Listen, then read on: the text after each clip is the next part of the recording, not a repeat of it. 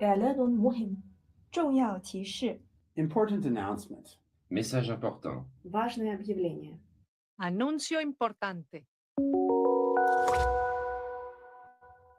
يرجى من المتحدثين الكرام إلقاء بياناتهم بسرعة معقولة لضمان ترجمة فورية وافية وعالية الجودة. 为了帮助口译准确完整传递发言信息，请代表发言时语速不要过快。 Speakers are kindly reminded to deliver their statements at a reasonable pace to ensure complete and quality interpretation. Il est rappelé aux orateurs qu'ils doivent présenter leur déclaration à un rythme raisonnable afin de garantir une interprétation complète et de qualité. Напоминаем ораторам, что для того, чтобы устный перевод был полным и качественным, необходимо выступать в умеренном темпе. Se ruega a los oradores que pronuncien sus declaraciones a un ritmo razonable para garantizar una interpretación íntegra y de calidad.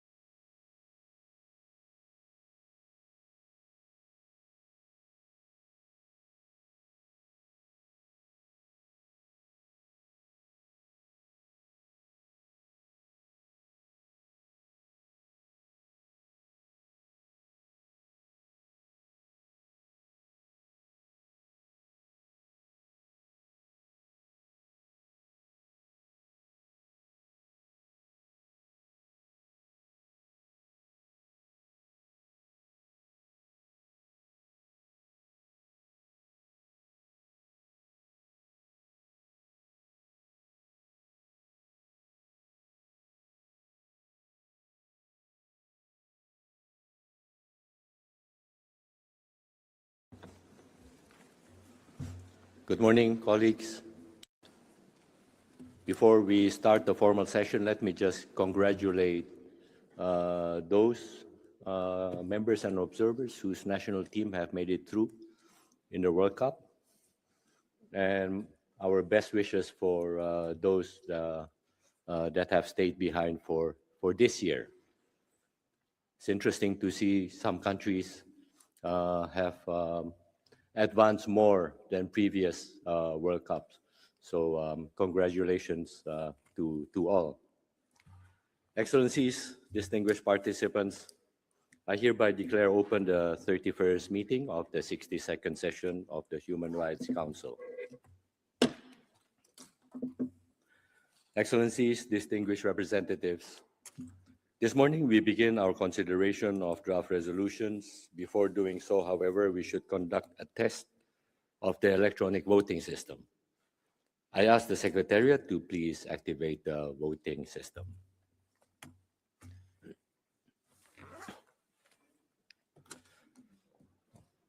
Okay. Well, it seems like you all know what to do, but let me just say that delegations are requested to use the voting buttons marked with vote stickers.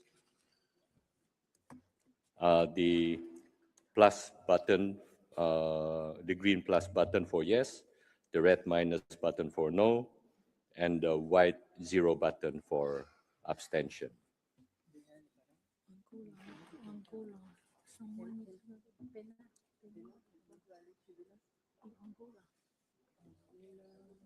Albania is okay. Angola.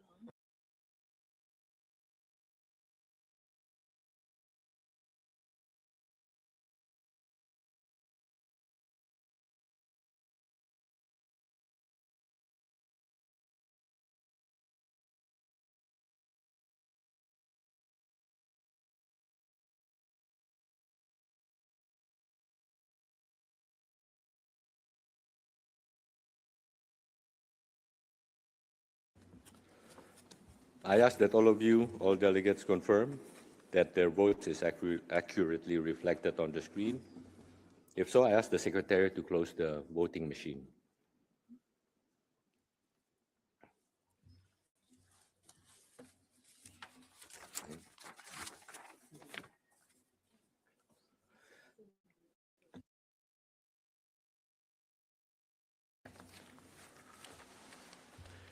We will now begin to take action on draft resolutions. We will follow the standard voting procedure as in previous council sessions, of which I will highlight the main points as follows. I remind you that the voting process is open for members only. Observer states may intervene in only two instances. The first is to introduce a draft proposal, or where applicable, the second, as a country concerned by a draft resolution or decision. Apart from these two instances, observer states cannot take the floor until the voting process has been completed, not even on a point of order. If time permits, observer states may have the opportunity to make general comments after the adoption of all draft resolutions and decisions on July 8th. We will proceed with the consideration of draft proposals in the chronological order of agenda items. Within each agenda item, we will act upon draft text in order of their submission. I will inform you when a text is not ready for action. I will make every effort to ensure that concerned parties have sufficient time to negotiate draft texts with a view to their adoption by consensus. All procedural motions, such as oral amendments and requests for votes on separate paragraphs, should be announced during the general comment segment.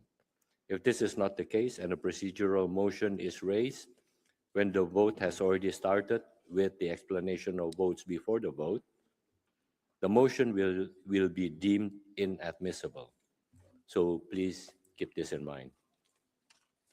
I also remind you that explanations of vote and general comments after the vote will be allowed only after action has been taken on the last draft proposal under a specific agenda item. Furthermore, in accordance with Rule 128 of the Rules of Procedures of the General Assembly, the sponsor of a draft proposal or an amendment is not permitted to explain their vote on their own draft proposal or amendments. Finally, speaking time during the voting process is limited to 3 minutes for all speakers. I urge all delegations to use their allocated time efficiently. Where more than one delegation introduces a draft proposal, the 3-minute speaking time must be shared among them. I ask everyone to be mindful of their speaking time to ensure we are able to finish this session by 1 p.m. on Wednesday, hopefully earlier. Excellencies, distinguished representatives, colleagues, I've been informed that a number of resolutions are ready for adoption during this meeting, as shown on the screen.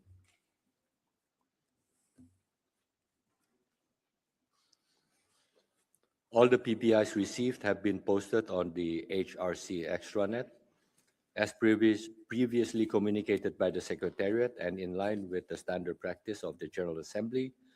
Oral statements on program budget implications will not be issued for draft resolutions under consideration, where the mandated activities are already resourced within the proposed program budget. All right.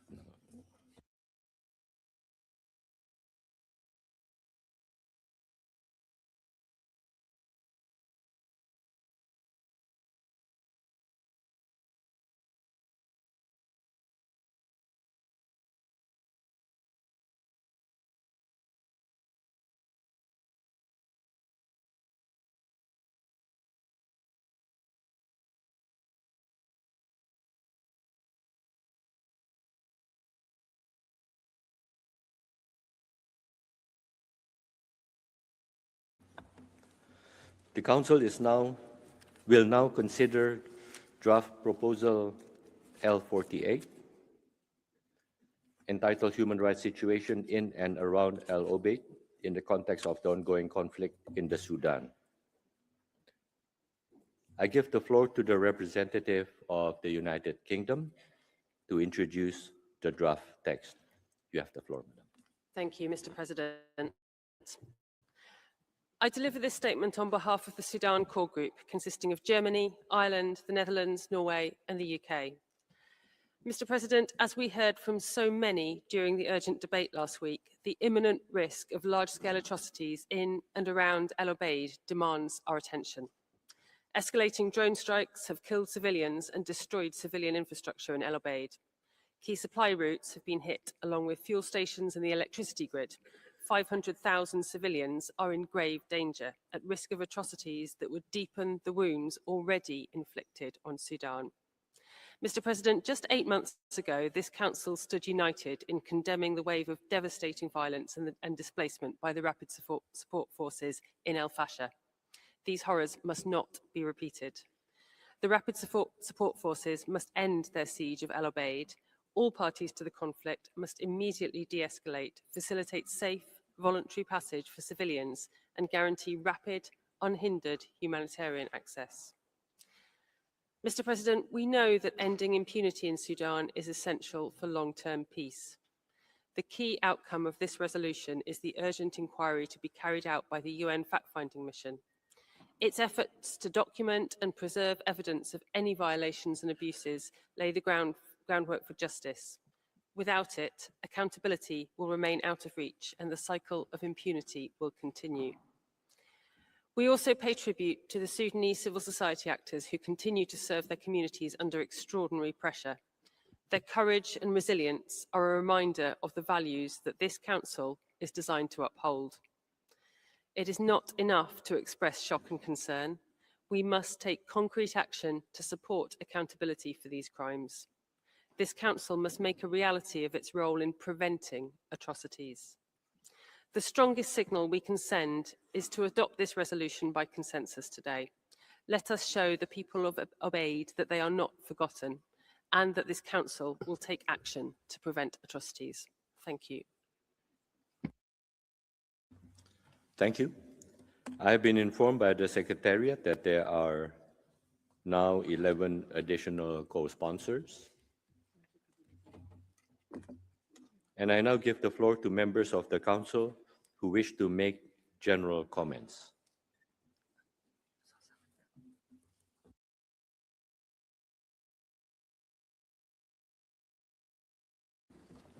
I recognize the distinguished representative of South Africa. Thank you, Mr. President. As has been stressed, the situation in and around El Ubaid is extremely grave. As the High Commissioner warned, this is not a draw, it is a red alert, as the rapid security forces are drawing from the very same genocidal playbook they used in Al Fasher and elsewhere in Sudan. The Council therefore cannot claim ignorance. We must take meaningful action to protect the people of El Ubaid, who cannot be left to endure yet another preventable tragedy. Accordingly, South Africa thanks the core group for tabling this resolution and for taking on board several of our proposals. Amongst others, these were intended to highlight the importance of regional initiatives in resolving the conflict. Indeed, we firmly believe that Africa's challenges are best addressed and led by Africans themselves, in partnership with the broader international community. As such, all member states are urged to support African efforts as outlined in the AU's roadmap to protect civilians, reach a ceasefire, secure humanitarian access, and to create conditions for a genuine Sudanese-owned and Sudanese-led political settlement. Fragmented diplomacy will not save lives. Instead, complementarity and coordinated action under the auspices of the AU will. In addition to regional efforts, South Africa's amendments to the resolution sought to draw attention to the context in which the RSF's actions in El Ubaid occur. These actions do not occur in isolation, but rather form part of the ongoing conflict in Sudan. Accordingly, unless we deal decisively with the foreign interference of those who have an interest in fueling the conflict through the provision of political, financial, and military support, including through the provision of drones and the deployment of guns for hire, we will be unable to effectively silence the guns. This in turn will undermine our ability to protect the people of El Ubaid and indeed Sudan. In this regard, we must hold all parties accountable. Those who aid and abet them in perpetrating their crimes are equally complicit.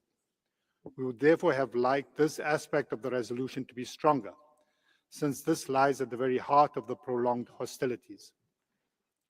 We would recall that previously, the international community did not hesitate to take action to hold the perpetrators of the authorities of those that committed the atrocities in Darfur and to hold them accountable. So why should we be hesitant to do so now? Notwithstanding this, South Africa believes that this resolution represents an opportunity for the Council to unite and speak with one voice on Sudan. We are highly concerned about the message that a vote will communicate not only to the victims, who have already suffered far too much, but also to the perpetrator. We therefore urge the Council to adopt this resolution by consensus, and we are pleased that we have been able to do so today. Thank you. Thank you. I give the floor to the distinguished representative of Japan. Thank you, Mr. President. We would like to express our appreciation to the core group for the coordination and flexibility in pulling this resolution together to respond to the urgent need for an inquiry in El Ubaid, Sudan, and the surrounding area. Japan is deeply concerned by reports of the escalation of military mobilization by the Rapid Support Forces and the Allied forces in and around El Ubaid. This significantly increases the risk of violence against civilians and attacks on civilian infrastructure. Japan emphasizes the importance of drawing the international community's attention to the need to further prevent another humanitarian and human rights crisis in Sudan. It is also important that the fact-finding mission respond with flexibility to the situation in El Ubaid, concerning which the Human Rights Council has acknowledged both the importance of prevention and the urgent inquiry required. We strongly hope that this resolution will contribute to those efforts. No further delay is acceptable. Japan reiterates its call on the RSF and the Allied forces to immediately seize any action that put innocent lives at risk, obstruct humanitarian access, or contribute to further atrocities and suffering. Japan, together with the countries concerned, intends to support Sudanese efforts toward the restoration of the transition to civilian rule in close cooperation with the regional countries and other stakeholders. I thank you, Mr. President. Thank you. I give the floor to the distinguished representative of Kenya.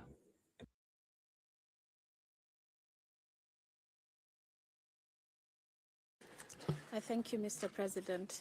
We underscore the importance of a coordinated and coherent international approach, ensuring alignment between the Human Rights Council, the Security Council, and regional mechanisms. In this regard, we stress the primacy of the African Union-led processes, which remain best anchored in the realities on the ground and are essential for securing sustainable outcomes. Kenya emphasizes that centrality of a Sudanese-led and Sudanese-owned political process that is inclusive and representative, including the meaningful participation of civilians, women, and youth. We caution against approaches that may inadvertently deepen divisions, undermine dialogue, or alienate key stakeholders whose engagement is necessary for a durable solution. We reiterate that there is no military solution to the conflict. Kenya strongly supports robust provisions on humanitarian access, the protection of civilian and support to neighboring countries arising from the growing refugee flows and displacement from Sudan. There remains an urgent need for predictable, sustained, and equitable international burden and responsibility sharing to address the wider humanitarian, socio-economic, and security implications of the conflict. I thank you, Mr. President. Thank you. I give the floor to the distinguished representative of China.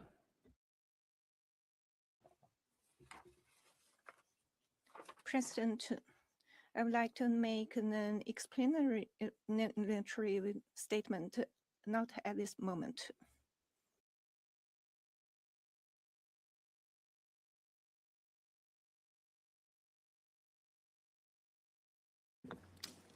And I'll give the floor to the distinguished representative of Indonesia.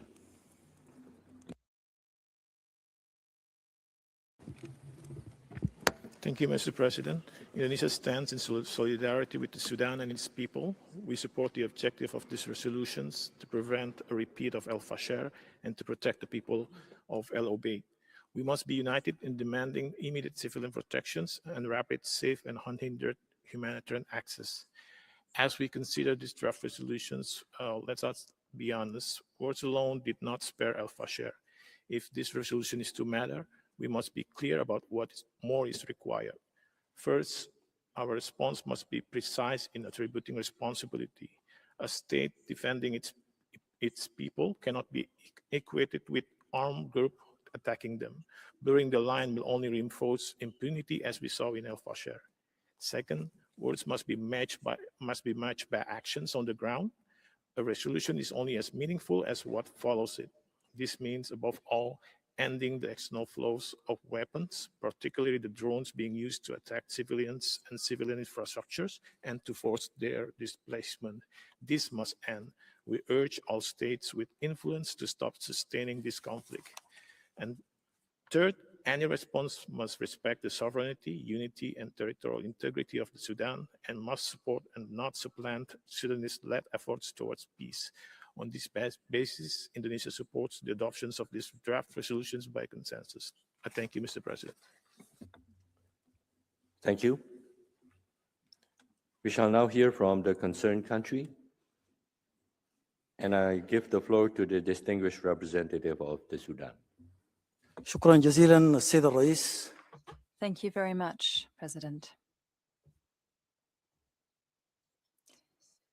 In order to comment this resolution, I would ask you to please put down on record the following. We'd like to begin by thanking all the states and organizations that condemned the terrorist militia and the state which is sponsoring it. We would like to thank all those friendly states who have undertaken efforts to amend the resolution. We also commend the positive paragraphs that are found in this draft resolution, which we welcome, in particular, the condemnation of the terrorist militia and the rejection of the creation of any parallel mechanism to the Sudanese government.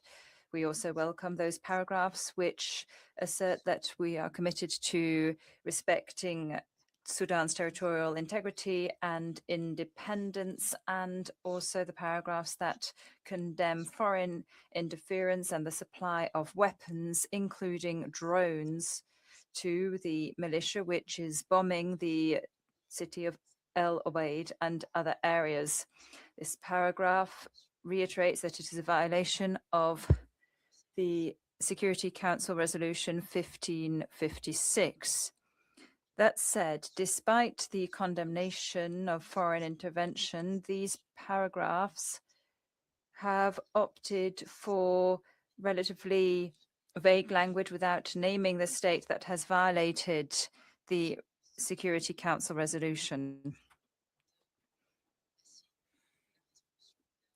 Thus, Resolution 1591, and I'm speaking about the United Arab Emirates, of course, are not named. This is not just what Sudan claims. It is the results of a report compiled by experts following the resolution that is cited repeatedly in this resolution that we are looking at today. Furthermore, Sudan has not stood in the way of the publication of this resolution for a number of reasons. This resolution include positive paragraphs that condemned the rebels, the militia, and also strongly condemns foreign intervention. But we do strongly reject the paragraphs which we need to dissociate ourselves from, in particular the following. First of all, paragraphs 7 and 9, preambular paragraphs, that is, these paragraphs call for a fact-finding mission. Then paragraph 14, which indicates the state, or points to the state that sponsors the militia without naming it explicitly. And also paragraph 17, which is solely about the mandate of the fact-finding mission. Sudan has a well-known position regarding this mission because it is well known that there is an equation that is drawn between the regular army and the militia, which has such a dark past. Thank you. Thank you. I've been informed by the Secretariat that there are no PBIs for this draft proposal.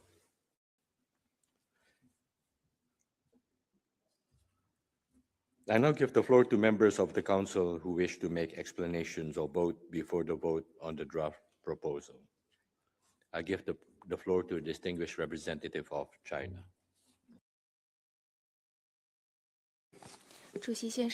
President, the situation in Sudan has again drawn international attention. China repeatedly stressed that the large-scale atrocities in Al-Fashir should never reoccur. The Sudanese people's fundamental human rights, including the right to life, must be effectively respected. The ISF should exercise restraint, cease fire as soon as possible, and fulfill their obligations under international law. China supports the statement by the delegation of Sudan just now. China reiterates that the debate in the Council must fully respect Sudan's sovereignty, unity, and territorial integrity, and uphold the ownership of the people of Sudan. China has always opposed the imposition of country-specific mechanisms without the consent of the CC. The RFFM was established without Sudan's consent from the outset. The international community should not disregard Sudan's opposition in expanding its mandate. This doesn't help resolve the issue, rather complicating it. We hope that the Council will respect and hear the view of the CC and promote a lasting solution through dialogue and negotiation. In view of the above, China will disassociate itself from the consensus on the relevant paragraphs about the RFFM. Thank you.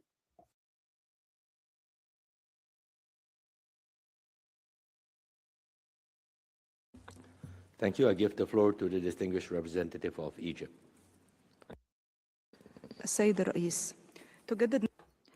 Vice President, Egypt would like to reiterate its condemnation of the atrocities that have been perpetrated by the Rapid Support Forces in Al-Baid, the killings, the intimidation, the bombing of civilian infrastructure. And we also lament that the fact that we are once again here in the Council discussing another tragedy in another Sudanese city. We had sounded the alarm from the very outset about this crisis, and we warned about treating on an equal footing a sovereign state and a militia. We are involved in the negotiations in a constructive spirit so that the Council can send a message that strongly condemns the atrocities committed in El Obeid and explicitly name the perpetrators. We would like to affirm our solidarity. The draft resolution, which condemns the actions of the rapid support forces, does, however, contain ambiguities that we cannot ignore. In some bits, the Sudanese armed forces, the national institution tasked with protecting the sovereignty and territorial integrity of the country, are placed on an equal footing with a rebel militia that has engaged in atrocities against the Sudanese people. The fact-finding mission is mandated to carry out investigations when there are already other mechanisms that have been approved by the Sudanese state and that could have access on the ground. The situation has worsened, especially because the mandate is based on this misguided logic, which considers that the Sudanese state amounts to a terrorist militia. Political initiatives, in particular, are flagged. In some parts, the resolution moves away from the desired outcome. Egypt believes we should have based the resolution on existing consensus-based mechanisms that have been approved by Sudan, and that we should support the national Sudanese institutions, thereby protecting civilians and ensuring better accountability in a more balanced way. Egypt aligns itself with this draft resolution, and we strongly condemn the atrocities, but we do dissociate ourselves from all the elements that relate to the fact-finding mission and all the wording that points to the rapid support forces and the Sudanese state being equal in all the paragraphs of this resolution. Thank you. Thank you. I give the floor to the distinguished representative of Cuba. Señor Presidente. President, war cannot become the new normal because it's always the worst enemy of human rights. Cuba is following with great concern the escalation of violence in North Kordofan, and we support the legitimate peace initiatives, underscoring the importance of the African Union in that context. We very much hope that the quintet established under the leadership of the African Union will contribute to enhance coordination of efforts to seek a viable, conclusive and lasting solution to the conflict in Sudan. As an outcome of violence, the humanitarian situation is deteriorating in El Obeid, including restrictions with respect to access of the civilian population to food, water, medical supplies, and other essential services. There's also been a rapid increase in the number of displaced persons. It is a priority to guarantee safe, sustained, and unfettered access of humanitarian aid so that vital resources can reach the communities in need. Nor can we lose sight of the fact that over 30 million people in Sudan require urgent assistance. However, humanitarian operations for that country continue to be critically underfunded, and this regrettably is the case for many other parts of the world.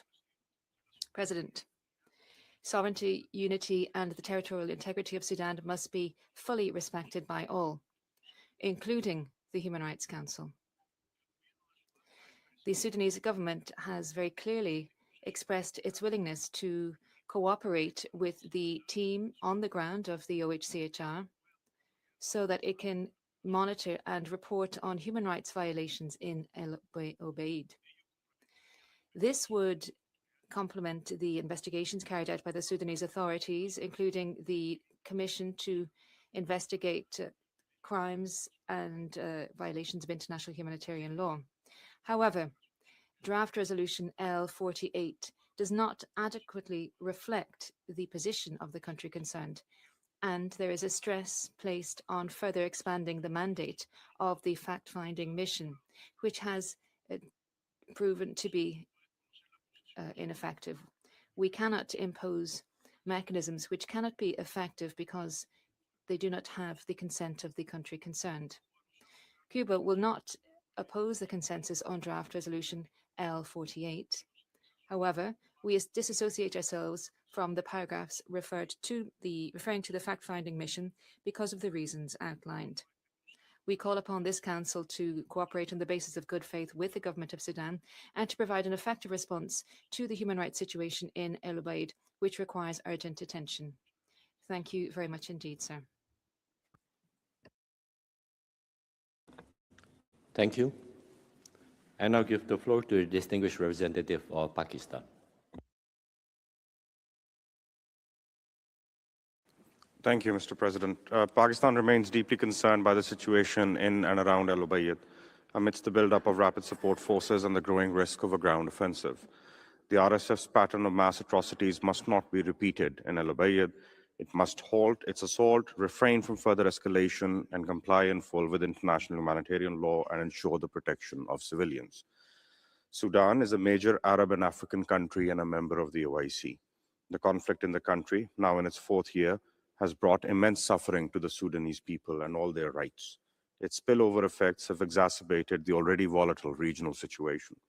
The solution lies in a Sudan-owned and led political process while upholding Sudanese sovereignty, unity, and territorial integrity, strengthening national institutions, and maintaining the Sudanese government's constructive engagement with the Office of the High Commissioner remain essential for protection of human rights and effective accountability. Mr. President, Pakistan appreciates that draft resolution L.48 has emphasized the need for all parties to uphold their obligations under international humanitarian law, particularly with regard to humanitarian relief and the protection of civilians and civilian infrastructure. We note also its emphasis on upholding Sudan's unity and territorial integrity and rejection of parallel structures. The implied equivalence between the Sudanese armed forces and the RSF, on the other hand, is one of the factors that has prolonged this conflict. Greater emphasis on holding the RSF responsible for the grave situation in and around El Ubaid, as well as elsewhere in the Sudan, was therefore warranted. Moreover, given Sudan's cooperation with human rights mechanisms, this Council's approach should emphasize dialogue and cooperation, instead of the imposition of a mandate that does not enjoy the country's support, namely the fact-finding mission. My delegation therefore dissociates from the consensus on references to the fact-finding mission, particularly in OP 15. Thank you.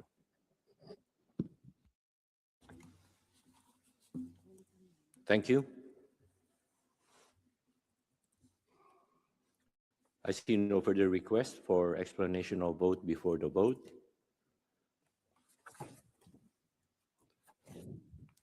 Is there a request for a vote?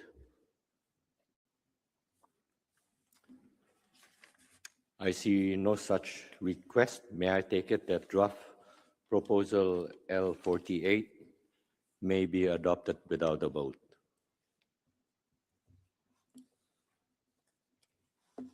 Thank you. It is so decided.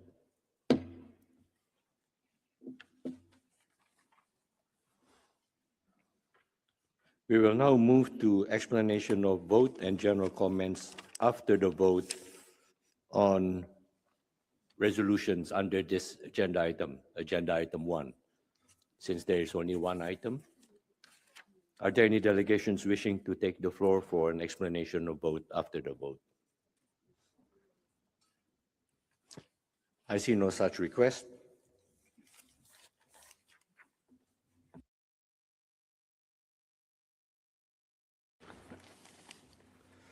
The Council will now consider draft proposal L3, Ref 1, entitled Situation of Human Rights in Eritrea.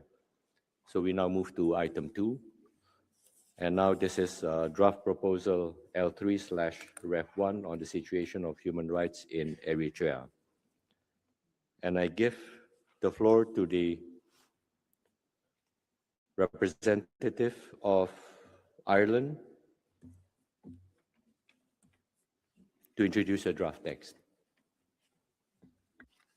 President, thank you. On behalf of the European Union, I have the honour to present draft resolution L3 Rev 1 entitled Situation of Human Rights in Eritrea.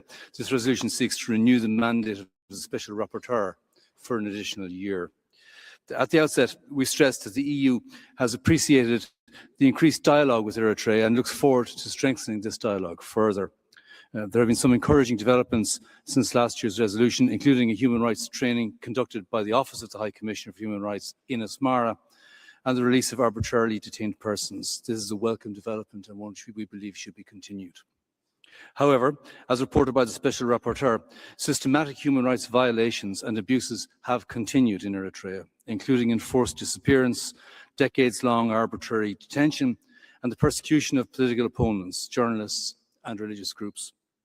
This year's report highlights arrests of religious leaders and closure of Muslim religious institutions. These violations and abuses take place against the backdrop of a continued lack of accountability. During the negotiations, President, some states indicated a preference for a technical assistance mandate. We take note of this, but we emphasise that technical assistance and special procedures mandates are not mutually exclusive. Rather, they are mutually reinforcing. As regards the duration of the mandate, the core group continuously assesses this element.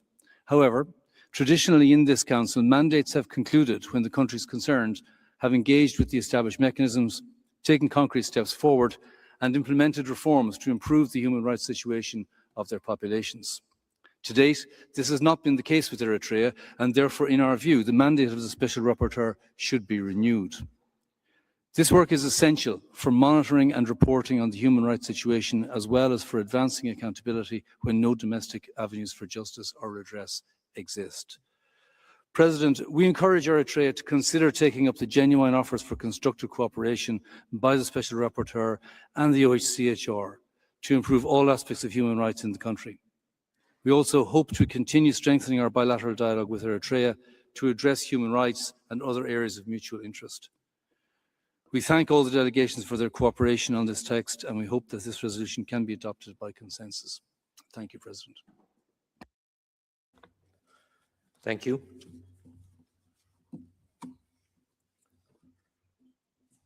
I've been informed by the Secretariat that there are 3 additional co-sponsors to this draft. I now give the floor to members of the Council who wish to make general comments.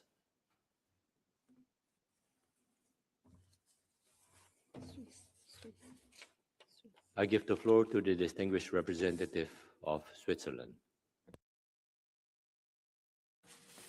Monsieur le President, we would like to thank the key authors for submitting L3 Rev 1, which is to renew the mandate of the Special Rapporteur on the situation of human rights in Eritrea. We also welcome the efforts undertaken to engage in dialogue with the delegation of the country concerned. L3 Rev 1 is a short and procedural text which also mentions the progress made. The key authors have carried out transparent and open negotiations to reach a balanced result. We would like to recall that the special procedures exist to improve fundamental freedoms pursuant to the mandate under this Council. We would also like to restate that the lack of a consent of one or more than one of the countries concerned is not a criterion which would prevent this Council from taking action. Since the establishment of the mandate of the Special Rapporteur in 2012, the various mandate holders have enabled this Council to look at the situation in Eritrea, which is a situation which warrants the attention of the Council. We believe that progress has been made in the country by granting a visit to the Special Rapporteur on UCMs at the beginning of this year. We regret the fact that no other special procedure mandate holder has had access to the country. We'd like to recall that one of the principles which must lead the work of the Council is constructive dialogue and cooperation. Thus, we encourage all stakeholders to cooperate fully with this Council and its mechanisms to guarantee its integrity and its smooth running. Thank you very much. Thank you. I give the floor to the distinguished representative of Albania. Thank you, Mr. President. Albania thanks you for its transparent, inclusive and constructive engagement throughout the negotiation and for presenting a balanced draft resolution. Albania remains deeply concerned by the continued human rights situation in Eritrea.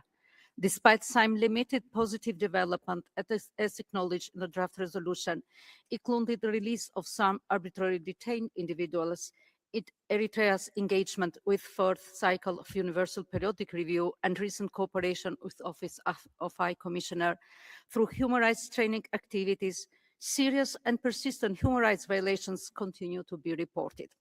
These include arbitrary detention, incommunicado detention, enforced disappearances, restrictions on fundamental freedoms, prolonged and indefinite national service, and the lack of accountability for violations committed with impunity. We believe that the Human Rights Council has a responsibility to address situations where grave human rights violations persist and where meaningful domestic accountability and cooperation with the international human rights mechanisms remain insufficient. In this regard, the continuation of the mandate of the Special Rapporteur remains necessary. We call on the government of Eritrea to engage constructively with the Special Rapporteur and the Office of High Commissioner for Human Rights to grant them unhindered access and to implement the recommendations made by the Council's mechanisms. Mr. President, Albania fully supports this European Union-led draft resolution as a balanced and forward-looking text that appropriately recognizes positive developments while maintaining the Council's attention on areas of continued concern and encouraging further cooperation and reforms. Accordingly, Albania will vote in favor of the draft resolution L3 revised 1, and we call all members to do the same. We will also vote against any amendments that seek to weaken the text or undermine the mandate of the Special Rapporteur. I thank you. Thank you. I give the floor to the distinguished representative of Iceland. Mr. President, Iceland thanks the EU for presenting draft resolution L3/1 on the situation of human rights in Eritrea and welcomes the renewal of the mandate of the Special Rapporteur. The human rights situation in Eritrea remains deeply concerning. As most recently reported by the Special Rapporteur, continued arbitrary detention, enforced disappearances, and widespread persecution of political opponents, journalists, and religious leaders are alarming and require the sustained attention of this Council. Accountability remains essential not only to addressing past violations, but also for building and sustaining long-term peace and stability. At the same time, Iceland wishes to underscore the importance of constructive cooperation in the promotion and protection of human rights. Progress is most effective and sustainable when states engage openly with international and regional human rights mechanisms. In this regard, Iceland welcomes the recent positive steps taken by Eritrea in its engagement with the OHCHR and acknowledges the changes made to the draft resolution in this regard. Iceland supports resolution L3/1 and urges others to do the same. I thank you.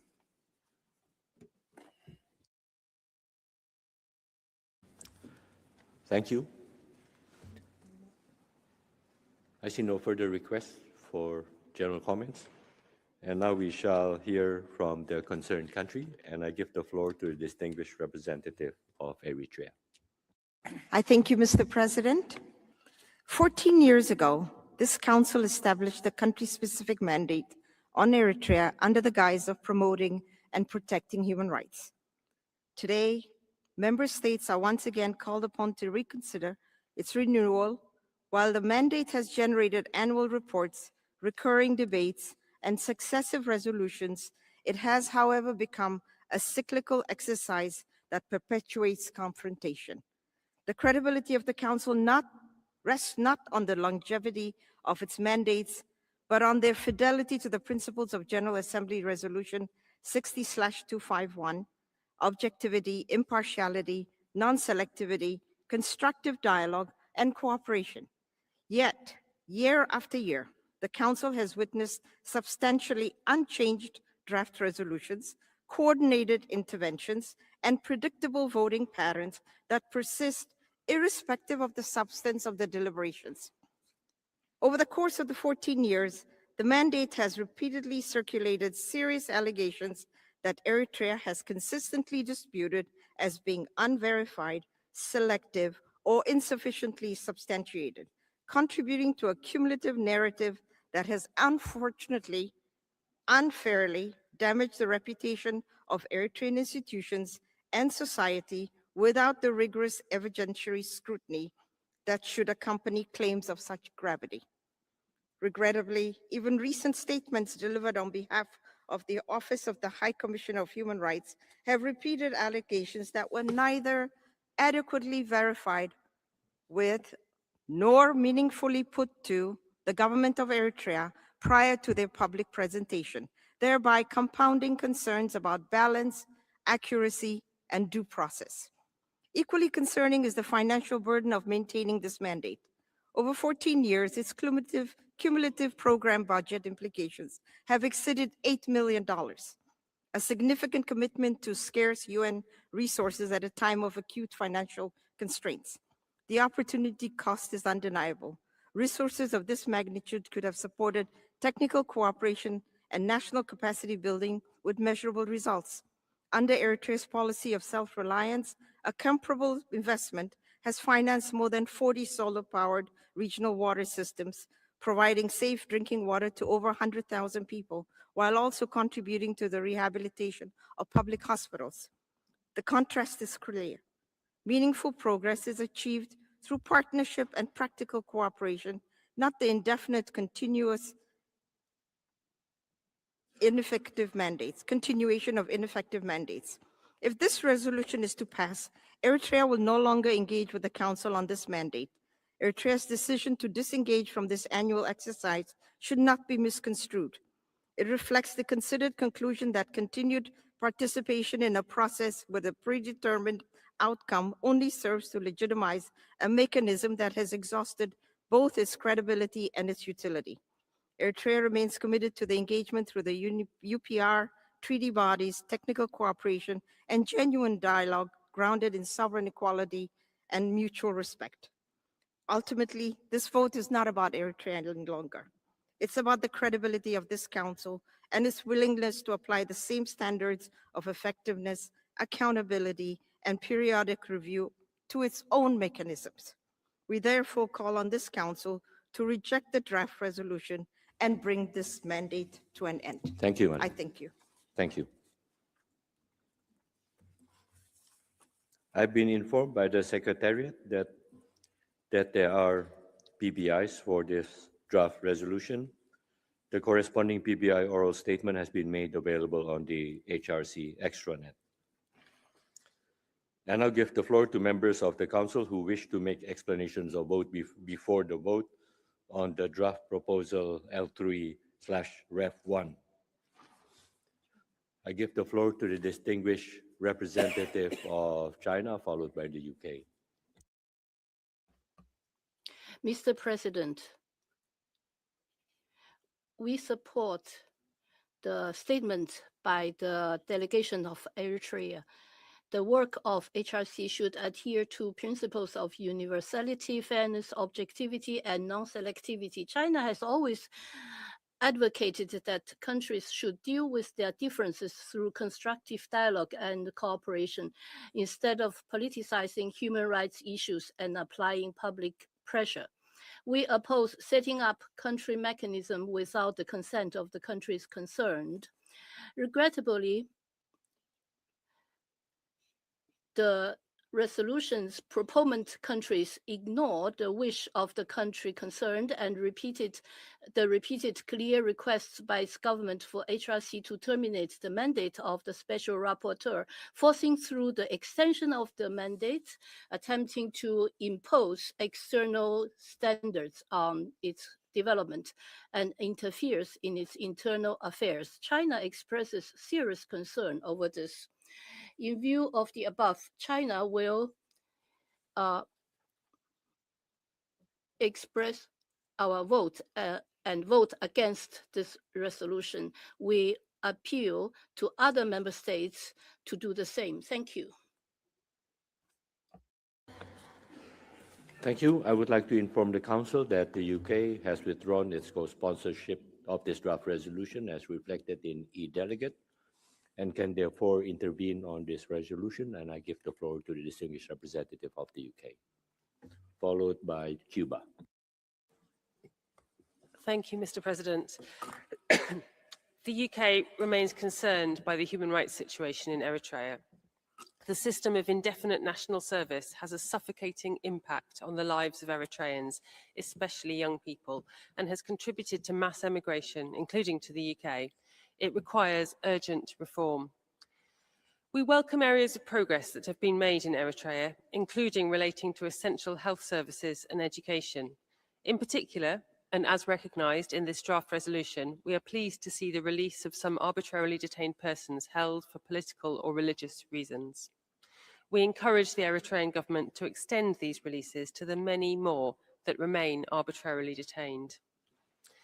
It is clear that the Special Rapporteur's efforts to report on the human rights situation in Eritrea continues to be needed. As such, the UK supports the draft resolution on the human rights situation in Eritrea and its outcome to extend the mandate of the Special Rapporteur. We thank the core group behind this resolution for constructive and transparent engagement with the Council and support the adoption of this resolution by consensus. If a vote is called, we will vote yes and encourage others to do the same. Thank you.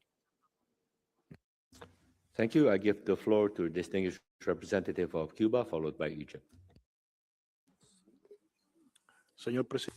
President, the evidence that the mechanism imposed by this Council is unquestionable. In the past 14 years, does not comply with any constructive purpose.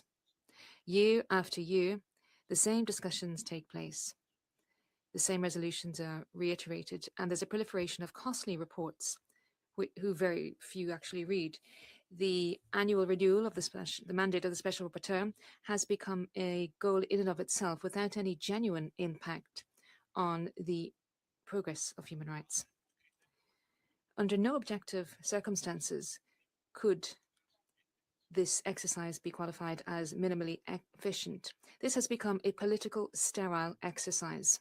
We are facing a clear example of institutional inertia. The mechanism imposed against Eritrea cannot be effective because it prioritizes confrontation and hostility against the country concerned instead of respectful dialogue and genuine cooperation based on the respect of sovereignty and non-interference. We cannot continue to waste the valuable time and the scarce resources of the Council, which we're all paying for. The Member States are entitled to request that our financial contributions be used more responsibly, all the more so when the UN is facing serious liquidity restrictions. It is contradictory that the same countries who insist on streamlining thematic mandates are silent in the face of a mechanism which for 14 years has wasted the budget of the United Nations, the $8 million which have been spent on this mandate, which would be much more useful by supporting the implementation of recommendations accepted by Eritrea during the Universal Periodic Review and in the treaty bodies. That money should be devoted to assistance and cooperation projects which have been mutually agreed upon to improve the living conditions of the Eritrean people. For the reasons outlined, sir, the Cuban delegation will vote against draft resolution L3. Thank you very much indeed. Thank you. I give the floor to the distinguished representative of Egypt, followed by Indonesia. Mr. President, Egypt reiterates its unwavering commitment to the universality, indivisibility, and interdependence of all human rights, as well as its firm conviction in the important role of the Human Rights Council in supporting states in strengthening their national capacities to protect and promote human rights through dialogue and constructive cooperation.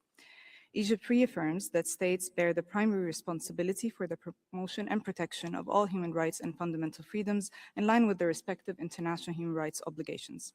We reiterate our long-standing position that the establishment of Council's mechanisms or the expansion of existing ones should be grounded in the consent of the states concerned, particularly when such states have shown readiness to cooperate with the Council and its mechanisms.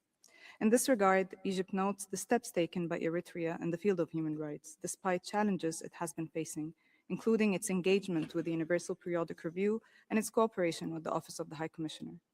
We believe the Council should encourage and build upon such existing avenues of engagement and cooperation. We also believe that the consideration of human rights situations should take due account of the broader regional circumstances and national context of the states concerned, including the challenges arising therefrom. Egypt remains convinced that cooperative approaches rooted in dialogue, technical assistance, and capacity building are more effective in supporting sustainable progress on the ground. At a time of mounting challenges and increasing financial constraints facing the United Nations system and this Council, it is particularly important to ensure that the Council's actions remains focused on approaches that promote genuine engagement and deliver practical impact. For these reasons, Egypt will vote against draft resolution L3. Thank you, Mr. President. Thank you. I give the floor to the distinguished representative of Indonesia, followed by Brazil. Thank you, Mr. President. Indonesia believes that the Council's consideration of any human rights situation must be objective and balanced, giving equal weight to civil, political, economic, social, and cultural rights. Progress in one dimension must not be rendered invisible by exclusive scrutiny on another. In this regard, we recognize Eritrea's efforts in advancing human rights for its people, including in health, education, and food sectors. We also acknowledge Eritrea's cooperation with the UN Human Rights Mechanism, including the UPR, treaty bodies, and the Office of the High Commissioner.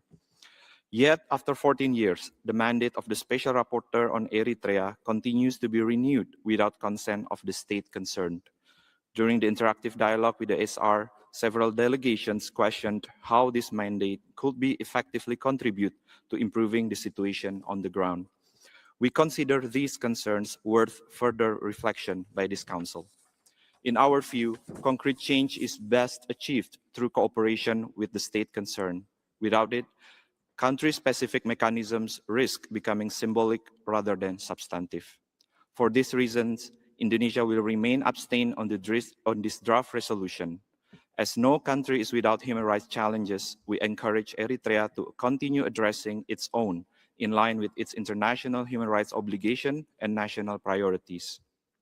Equally, we urge the supporters of this draft resolution to engage with Eritrea towards a more collaborative approach that delivers meaningful results for the people it is meant to serve. Thank you, Mr. President.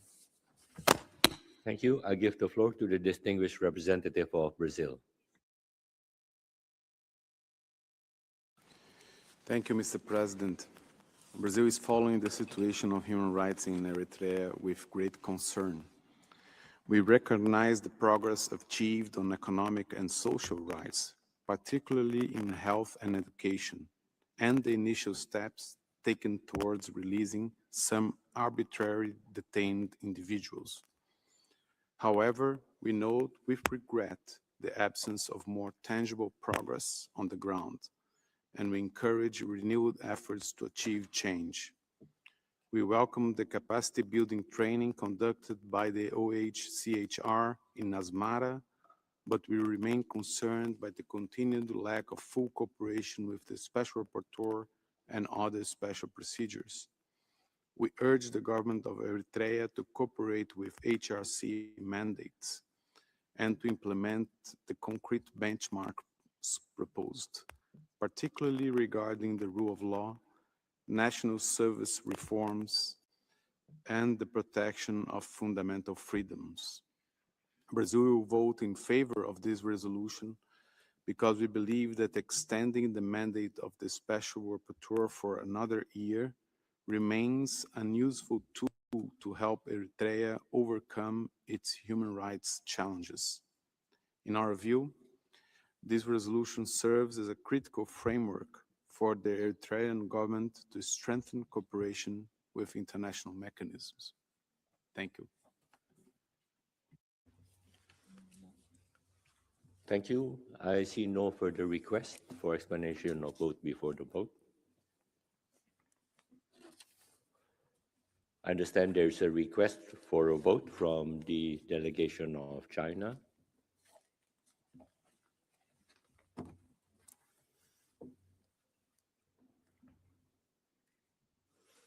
So at the request of the delegation of China, The Council will now proceed to a recorded vote on draft proposal L3/Ref1.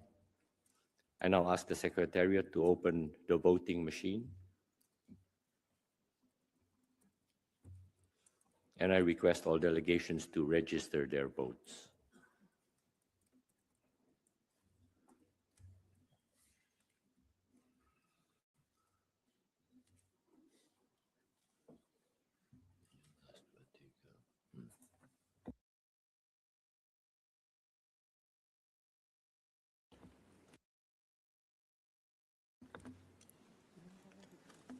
Have all delegations registered their votes?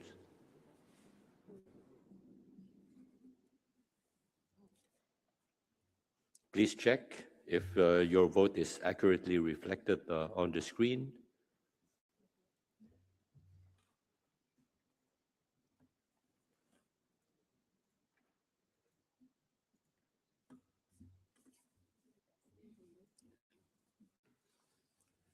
I now ask the Secretariat to close the voting machine.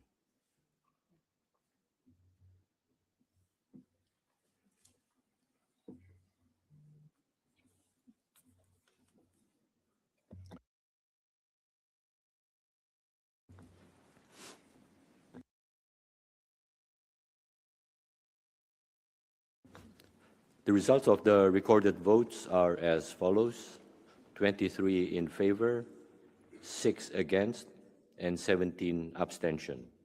Draft proposal L3/Ref1 is therefore adopted.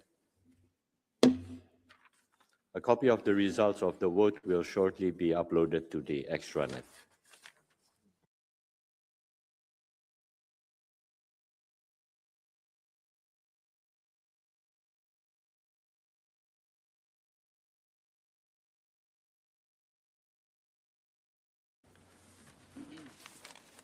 The Council will now consider draft proposal L20, entitled The Situation of Human Rights of Rohingya Muslims and Other Minorities in Myanmar.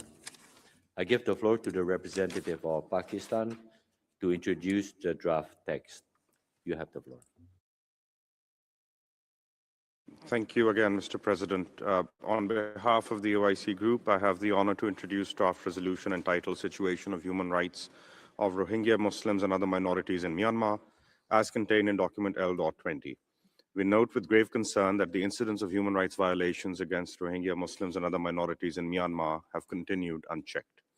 We are therefore presenting this text again to draw this Council's attention to the gravity of the human rights situation facing the Rohingya Muslims, especially their decades of institutionalized discrimination, disenfranchisement, marginalization, and long-standing persecution alongside other minorities in the country.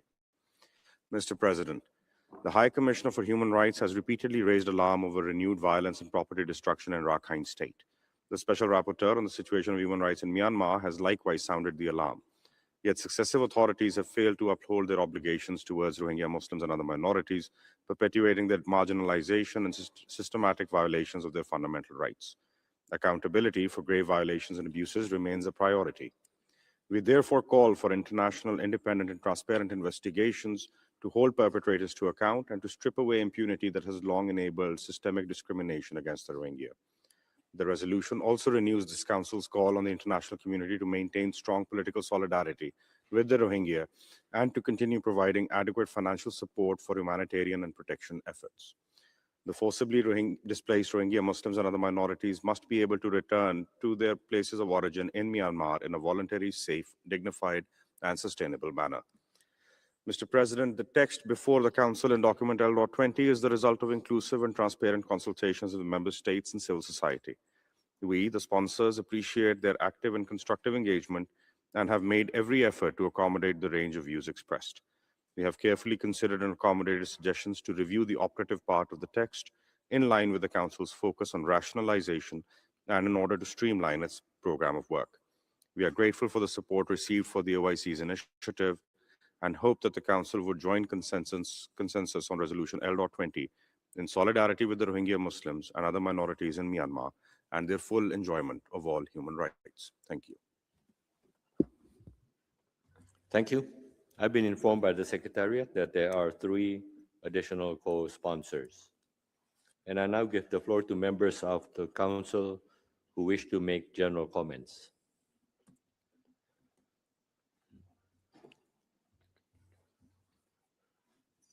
I see.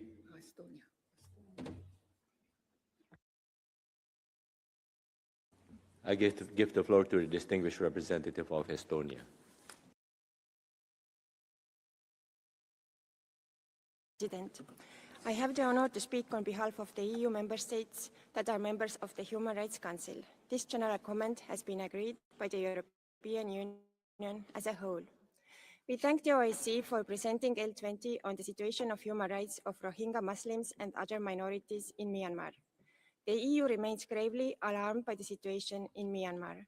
Human rights violations and abuses against the Rohingya and other minorities in Myanmar persist.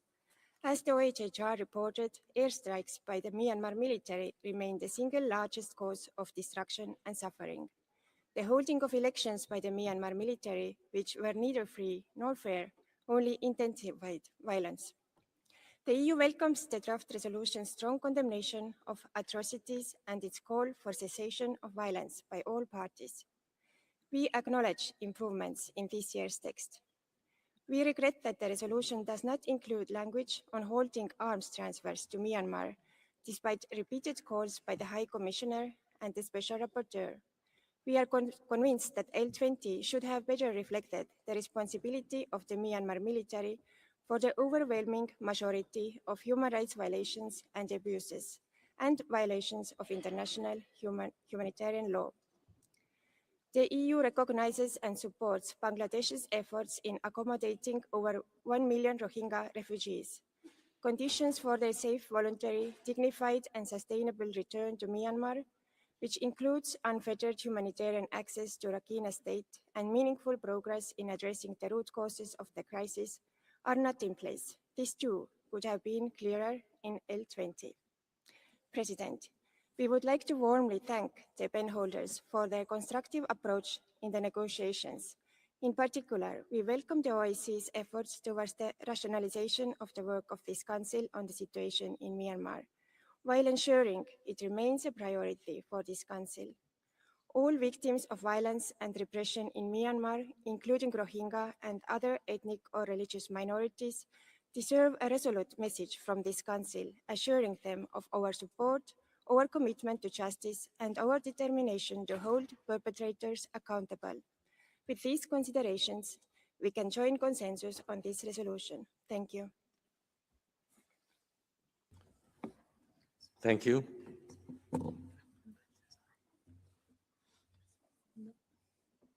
I see no further request for general comments. The concerned country is not represented in the Council. And I've been informed by the Secretariat that there are PBIs for this draft proposal. And the required resources. No, hold on.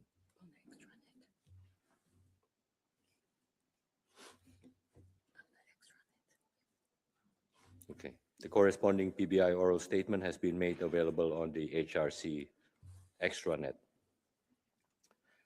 I now give the floor to members of the Council who wish to make explanation of vote before the vote on the draft proposal L20. I give the floor to the distinguished representative of China. 主席先生，作为友好邻邦，中国坚定。 Thank you, President. China would like to support Myanmar on its development path, which has been chosen in keeping with its national path. We commend the general reforms and support the political dialogue aimed at achieving peace and reconstruction post-disaster. China supports the central role of ASEAN and would like the 5-point consensus of ASEAN and the 5-point roadmap to be mutually reinforcing and effectively implemented. The international community should do more to try and contribute to bringing positions closer together and addressing problems. As regards the repatriation of the people displaced from the Rakhine area, the solution lies in dialogue between Myanmar and Bangladesh. China is actively facilitating this, not just through diplomacy, but also through several shipments of humanitarian aid to these countries. The international community should, for its part, support both parties in consolidating what has been achieved and strengthening dialogue and determination in order to build favorable conditions for return. China supports human rights on the basis of equality and mutual respect, and we are opposed to establishing mechanisms that do not enjoy the consent of the country concerned. Therefore, China does not wish to join the consensus regarding this draft resolution L20. Thank you. Thank you. I give the floor to the distinguished representative of the UK. Thank you, Mr. President. The UK would like to thank the OIC for presenting Resolution L20 on the human rights situation of Rohingya Muslims and other minorities in Myanmar. As we've heard repeatedly through this Council, including from the High Commissioner and the Special Rapporteur, the Rohingya and other minorities in Myanmar continue to suffer from appalling human rights violations and abuses at the hands of the military and other armed groups. The High Commissioner's latest report highlights the continued deterioration of the situation in Myanmar, including at least 702 civilian deaths during the reporting period, of which 476 resulted from airstrikes. Behind these stark figures are lives lost, families torn apart, and communities living in fear every day. The UK condemns the military's continued use of violence, which is inflicting immense suffering on civilians and deepening an already devastating humanitarian crisis. The Rohingya continue to face persecution, discrimination, statelessness, and restrictions on freedom of movement. Ongoing violence in Rakhine State has further exacerbated their vulnerability alongside other minority communities, exposing many to sexual and gender-based violence and forcing thousands more to flee their homes in search of safety. The UK recognises the important role played by Bangladesh in hosting over 1.2 million Rohingya refugees and acknowledges the immense challenges it faces, including pressures on infrastructure and security in the camps. Greater self-reliance for refugees and improved safety and security are vital to supporting the well-being of the Rohingya and in creating the conditions for eventual safe, voluntary, sustainable and dignified returns. This resolution rightly maintains the Council's attention on the plight of Rohingya Muslims and other minorities in Myanmar. We welcome its strong focus on accountability, including through ongoing international processes and mechanisms. Ending impunity is essential to breaking cycles of violence and ensuring justice for victims and survivors. Mr. President, while we will join consensus on this resolution, we wish to place on record the UK's position that though we continue to address human rights violations and abuses wherever they occur in Myanmar, we must be clear that the military bears primary responsibility for systematic violations against the Rohingya and other civilian populations. The situation in Myanmar deserves sustained collective attention and the resolve of this Council. The United Kingdom remains committed to working with the OIC and international partners to address the root causes of the crisis, support accountability, and advance the rights and dignity of the Rohingya and all people of Myanmar. Thank you. Thank you. I see no further request for explanation of vote before the vote. Is there a request for a vote? I see none. May I therefore take it that draft proposal L20 may be adopted without a vote? It is so decided.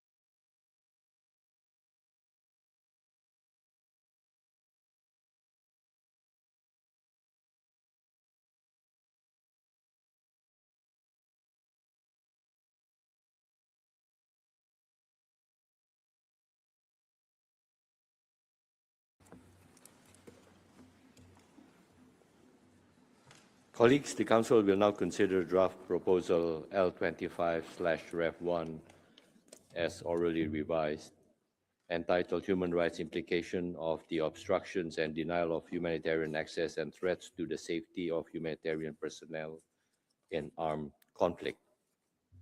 I give the floor to the distinguished representative of Kuwait to introduce the draft text. You have the floor, sir. شكرا سيد الرئيس يشرفني أن Thank you, Vice President. I have the great pleasure on behalf of the core group, Egypt, Malaysia, Kuwait, and Bahrain. We have the honor of introducing draft resolution L25 Rev 1.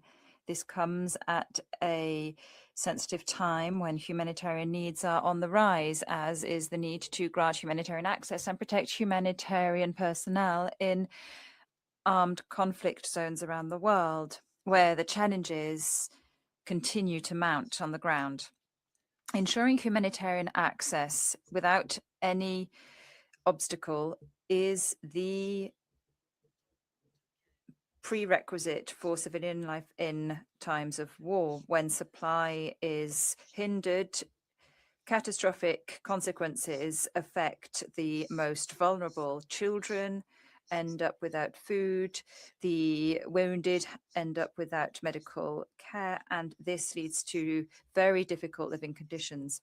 President, this issue is of growing priority for the international community. During the last session of this August Council and during the 57th session, under Agenda Item 2, an emphasis was placed on the right to life and human dignity through humanitarian access and protection of humanitarian personnel. The resolution was approved by 130 countries, which reflects the fact that the entire world acknowledges just how serious this matter is. During the 59th Human Rights Council session, a side event highlighted the impact on humanitarian access and the protection of humanitarian personnel as a pillar for the protection of human rights in times of conflict. This was a platform during which testimonies were exchanged, and it was reaffirmed that access for humanitarian aid was not just a technical organizational issue, it was a matter that was directly related to people's inherent right to survive. This group of states has therefore engaged in informal consultations in a very open spirit, and we have listened with great interest to the comments from all of the regional groups. We tried to incorporate them into the draft text that we are presenting today in order to achieve a practical resolution that reflects the difficult situation on the ground and the challenges that need to be overcome through a very meticulous legal approach. We call on all member states and non-members to adopt this resolution by consensus, and we call on everybody to join the sponsors so as to reaffirm our collective responsibility to protect life and safeguard human dignity while ensuring humanitarian access for those who are in dire need of it. Thank you. Thank you. I've been informed by the Secretariat that there are 12 additional co-sponsors. I now give the floor to members of the Council who wish to make general comments. I recognize the distinguished representative of Egypt, followed by Pakistan and Cuba.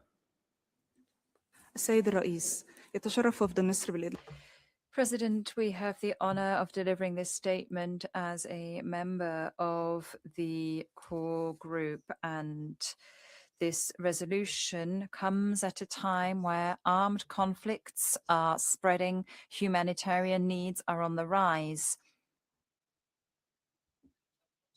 and humanitarian staff is coming under attack. Access to humanitarian aid is impeded, and this is leading to repercussions on civilians and their fundamental rights. We are witnessing the scale of the tragedy affecting civilians and the great dangers that humanitarian personnel face when fulfilling their noble mission to alleviate people's suffering and try and resolve conflicts. Humanitarian personnel are not alone at stake. There are thousands of civilians whose lives are at stake. Their right to education, to water, to housing, and other fundamental rights are compromised. These rights all depend on access to humanitarian assistance. The resolution here places an emphasis on human rights and humanitarian access, and we call for the repercussions of these issues to be carefully analyzed. We have always supported in the group a participatory approach. We have engaged in informal consultations and bilateral meetings with all delegations, even after the publication of the draft resolution. And we have already amended it and amended our resolution in writing as well in order to try and meet the constructive comments that we received whilst preserving balance.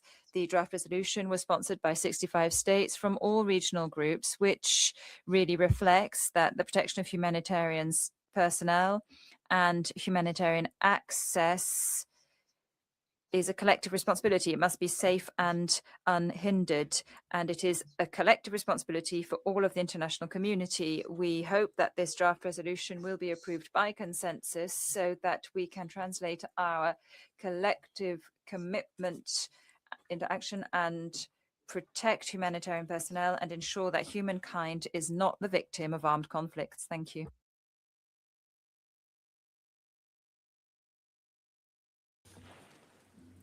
I give the floor to the distinguished representative of Pakistan, followed by Cuba and Cyprus. Thank you very much, Mr. President. I have the honor of delivering this statement on behalf of the OIC Group. The OIC Group welcomes the draft resolution contained in document L.25 entitled Human Rights Implications of the Obstruction and Denial of Humanitarian Access and Threats to the Safety of Humanitarian Personnel in Armed Conflict. We thank the core group comprising Kuwait, Egypt, Indonesia, and Malaysia for presenting it. At a time of growing conflict around the world, the protection of humanitarian personnel and the delivery of humanitarian assistance remain matters of urgent and compelling importance with a decisive impact on the enjoyment of human rights. The OIC Group reaffirms that humanitarian personnel are civilians who must be protected at all times, in accordance with international humanitarian law and international human rights law. The OIC Group expresses its appreciation to the core group for its constructive engagement throughout the consultations leading to the draft resolution contained in document L.25. The sponsors have worked diligently to strengthen the text and have incorporated a wide range of comments and suggestions. The draft resolution presented today is balanced, comprehensive, and grounded in relevant international instruments. The OIC Group reiterates its sincere appreciation to the group and the core group and urges the Council to adopt this resolution by consensus and invites all states to support it through co-sponsorship. I thank you, Mr. President. Thank you. I give the floor to the distinguished representative of Cuba, followed by Cyprus and Kenya. Señor Presidente. President, we welcome the presentation of the draft resolution L25, which Cuba supports. We condemn any attack or threat or act of violence against humanitarian personnel and UN staff. We also condemn denial of humanitarian access and the obstruction of assistance to populations in need. Humanitarian assistance should always respect the principles of neutrality, impartiality, and independence without interference or any conditions. Equally, the sovereignty and territorial integrity of states are inviolable. The repeated attacks by Israel against humanitarian personnel in Palestine, which Cuba condemns, are a clear example of the relevance of considering this topic within the Council. In Cuba's case, Our people is suffering from the brutal humanitarian consequences of the economic blockade and the policy of aggression waged by the government of the US, which have been intensified to a point of extreme over the last few months.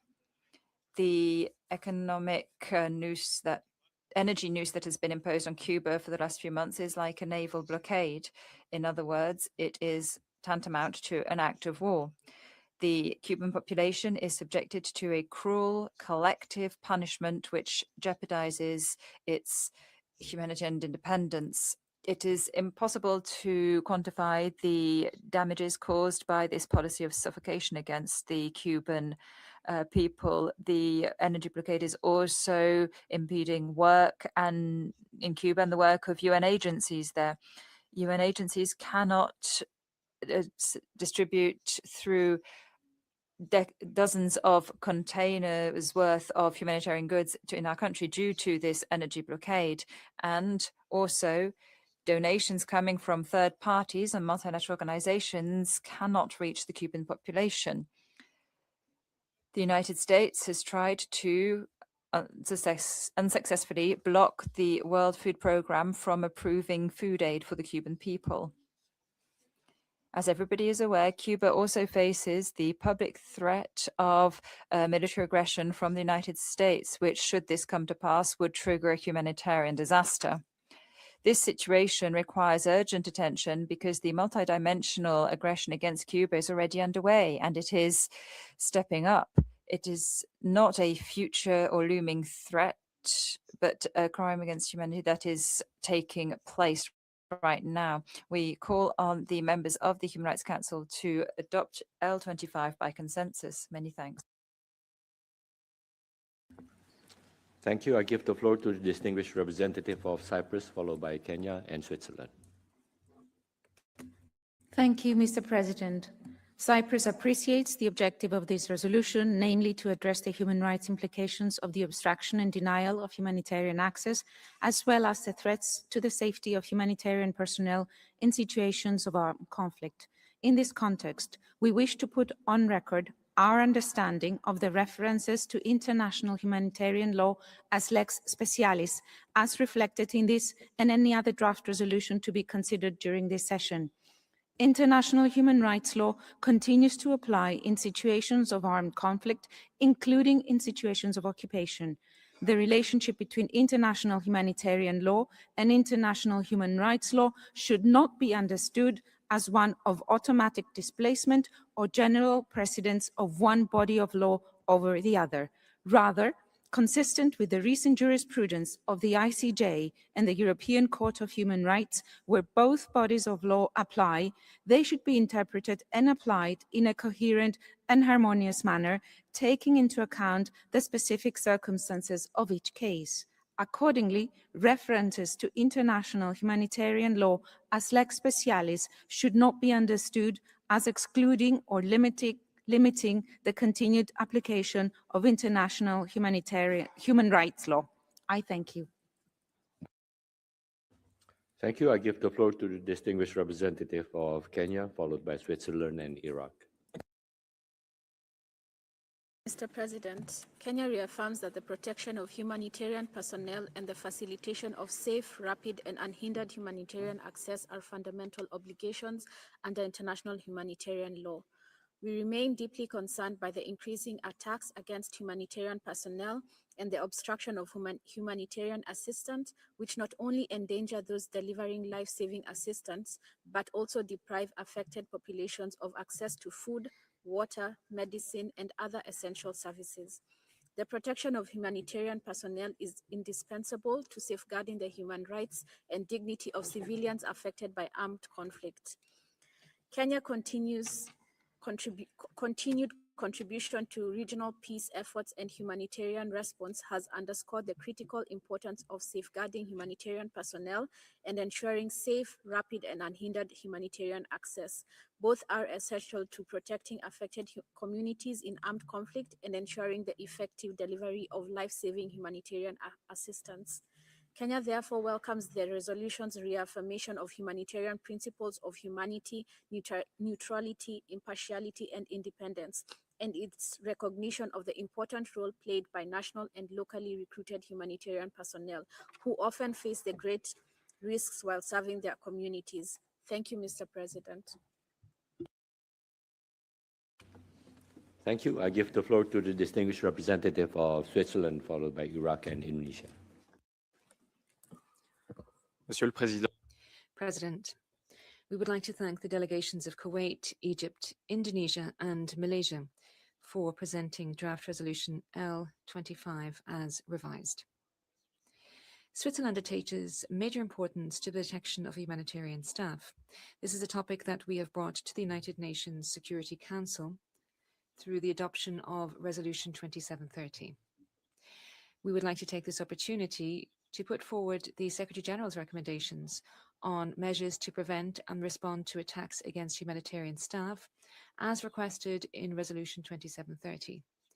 Restrictions placed on humanitarian access and attacks against humanitarian staff in armed conflicts also have a major impact on the enjoyment of human rights of the people affected. We therefore hail the core group's intention and efforts to highlight and shed light on this topic.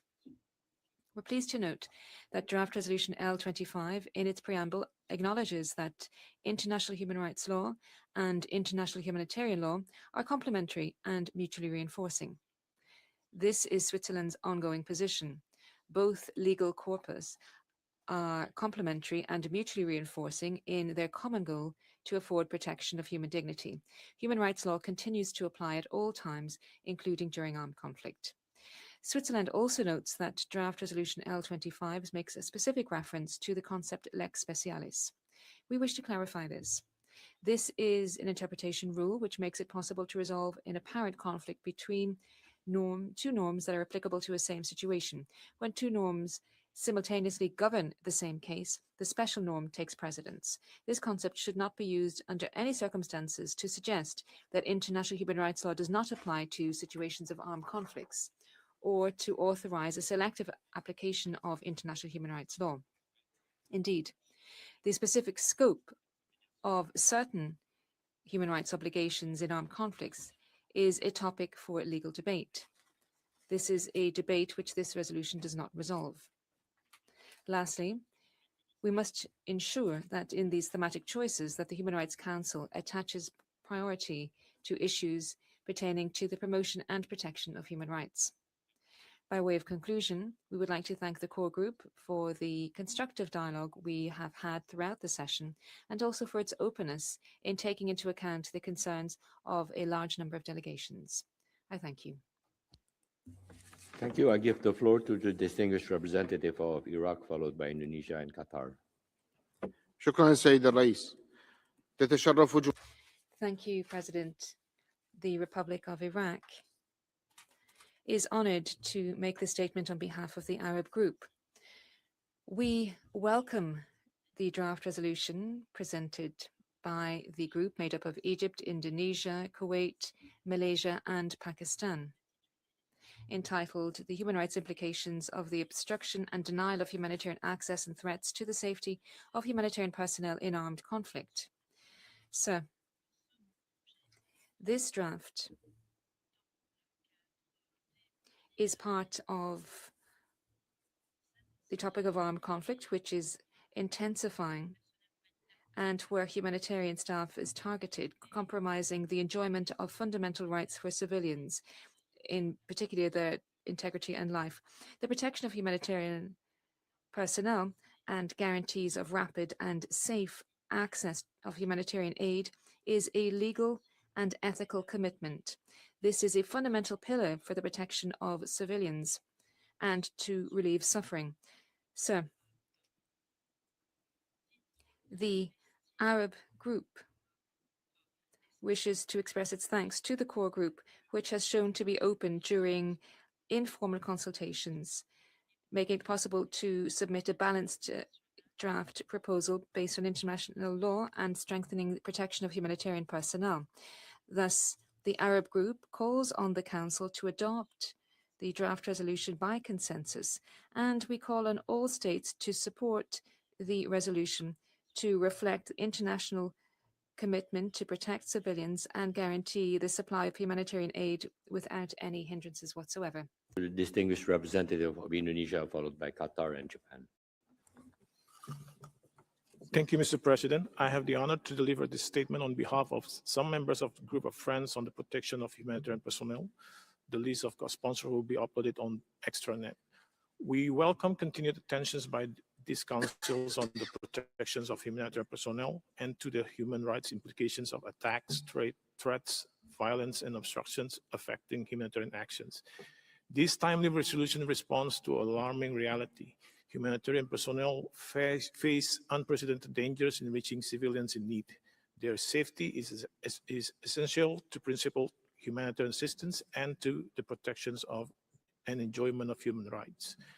We stress that attacks, threats, and acts of violence against humanitarian personnel and the UN and associated personnel, as well as against humanitarian consignments, assets, and facilities may constitute violations of international law, including international humanitarian law and international human rights law. We also condemn in the strongest terms actions that have killed UN peacekeepers and the heightened risk faced by medical personnel. This must stop. Mr. President, the objectives of this resolution closely align with the declarations for the protection of humanitarian personnel. We reaffirm our commitment to strengthening the protection of humanitarian personnel and upholding full, safe, rapid, and unhindered humanitarian access. We encourage efforts across the UN system, including in relevant human rights fora, to strengthen respect for international law, improve preventions and accountability, and ensure that humanitarian personnel, including national and locally recruited personnel and volunteers, can work safely and without obstructions. We emphasize the Council's vital role in maintaining international attentions on the human rights implications of attacks against humanitarian personnel and restrictions on humanitarian access. Against this backdrop, we call on all delegations to support these resolutions for adoptions by consensus. I thank you. Thank you. I give the floor to the distinguished representative of Qatar, followed by Japan. Thank you, Mr. President. I have the honor to take the floor to comment on L25. We thank Kuwait, Egypt, Indonesia, and Malaysia for sponsoring this draft resolutions and efforts made during informal consultations. We express grave concern at the deterioration of the situation of humanitarian personnel. The SG's report in 2025 referred to the fact that last year was the bloodiest. The escalation of attacks on humanitarian personnel and civilian infrastructure led to depriving thousands of life-saving services. We support the report in calling on all conflicting parties in abiding by their legal obligations in accordance with IHL and human rights law, and to protect humanitarian personnel, their infrastructure and transport, and not to target them, detain them, or criminalize their work in order to make sure that humanitarian access is guaranteed safely and unhindered.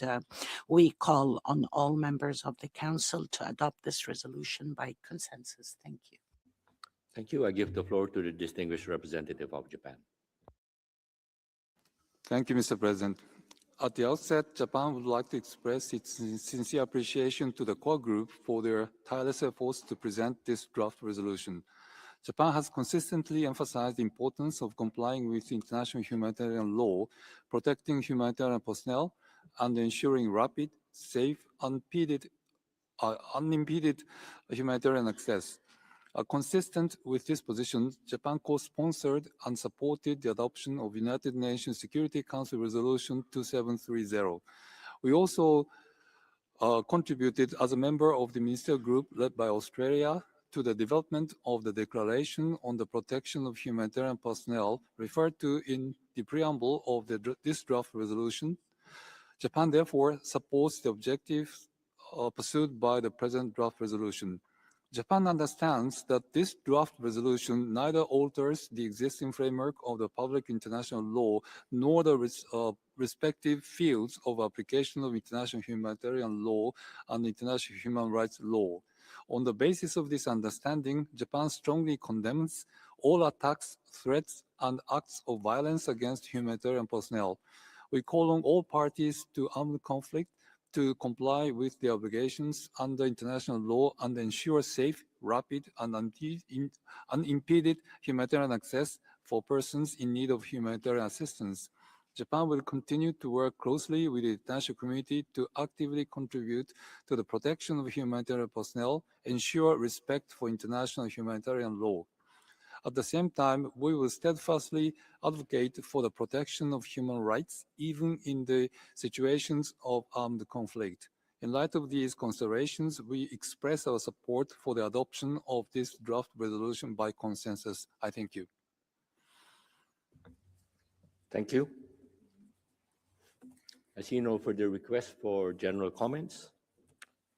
I've been informed by the Secretariat that there are PBIs for this draft proposal. The corresponding PBI oral statement has been made available on the HRC extranet. I now give the floor to members of the Council who wish to make explanation of vote before the vote on draft proposal L25/Ref1 as already revised. I see no request for an explanation of... India. I give the floor to the distinguished representative of India.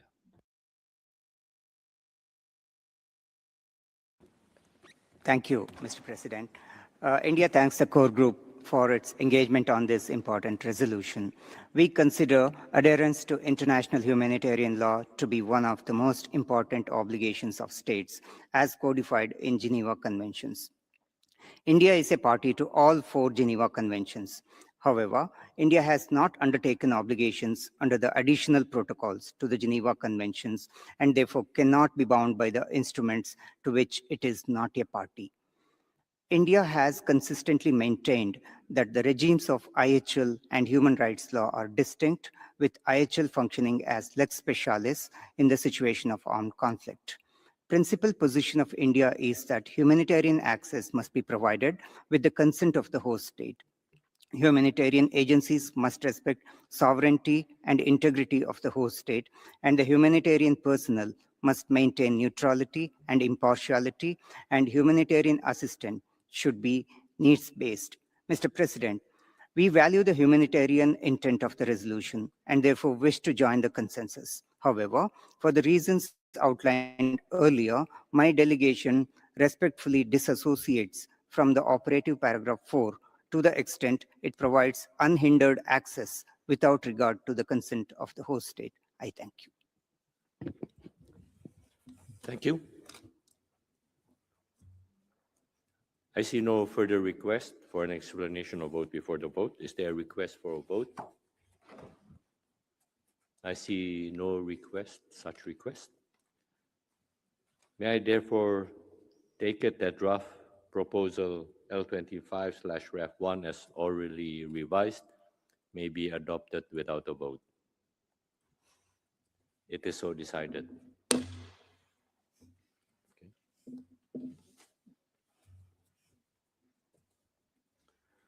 So we have come to the end of our deliberation on under item 2, and we move on to explanation of vote and general comments after the vote on all resolutions adopted under agenda item 2. Are there any delegations who wish to take the floor? I see no such request.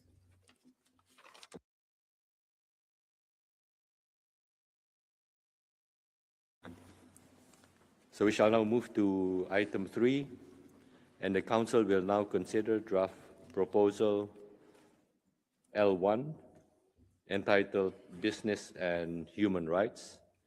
And I give the floor to the distinguished representative of Argentina to introduce the draft text.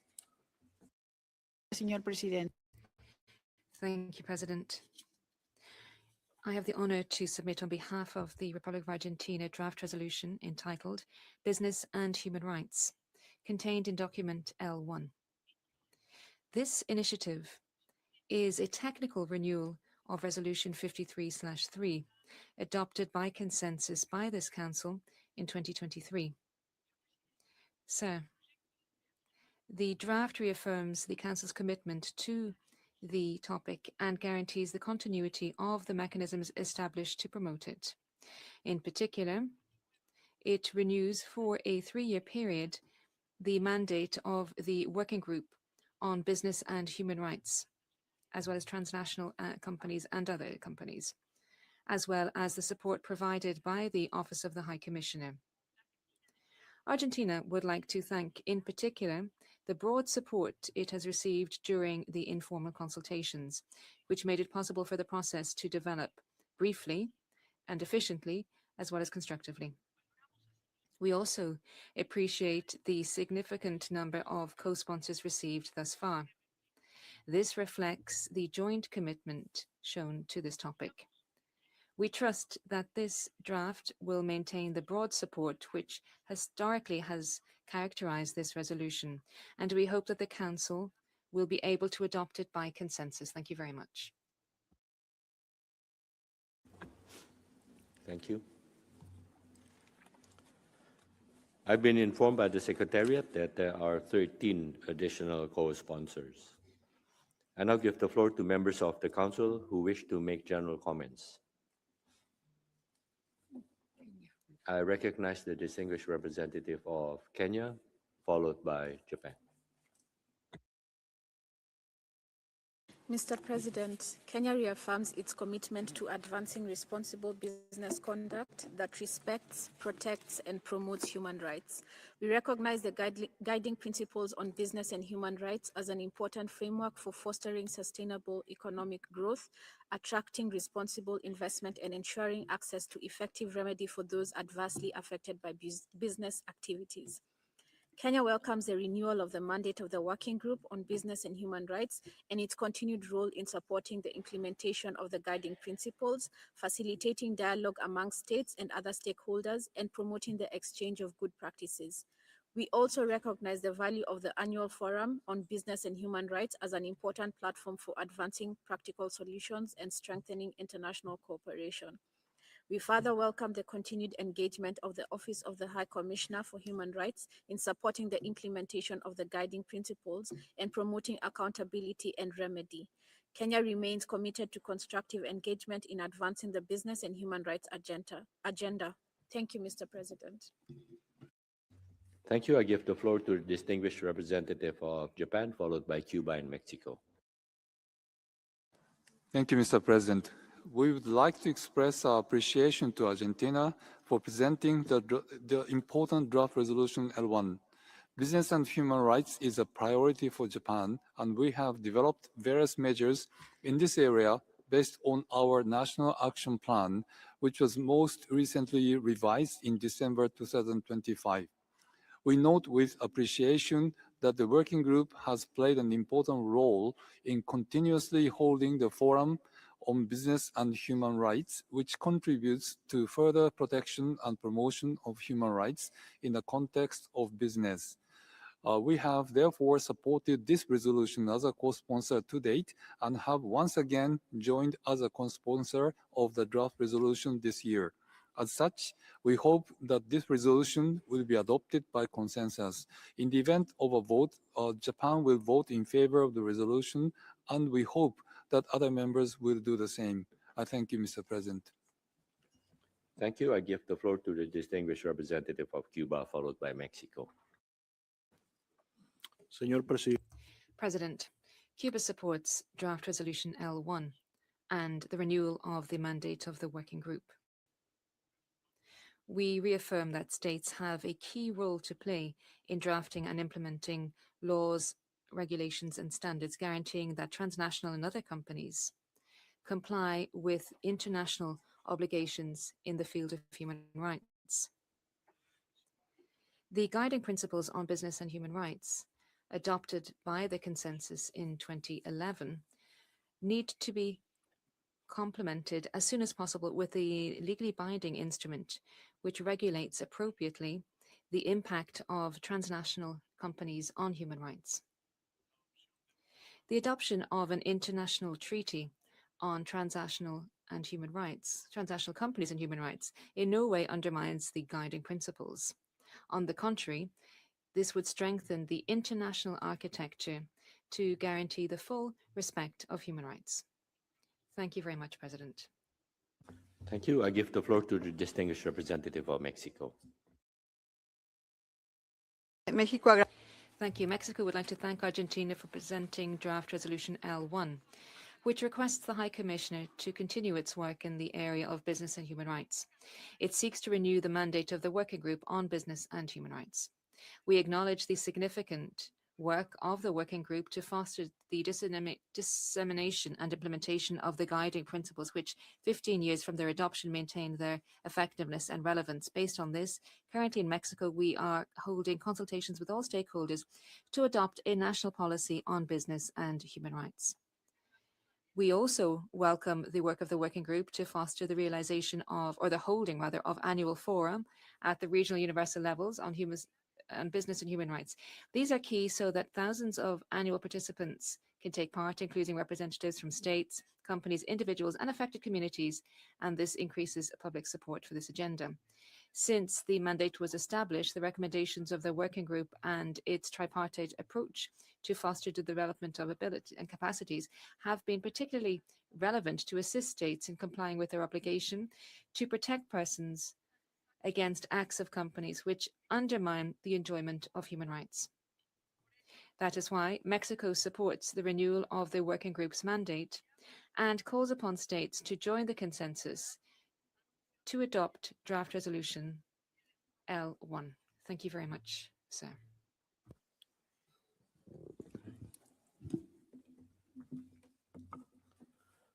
Thank you.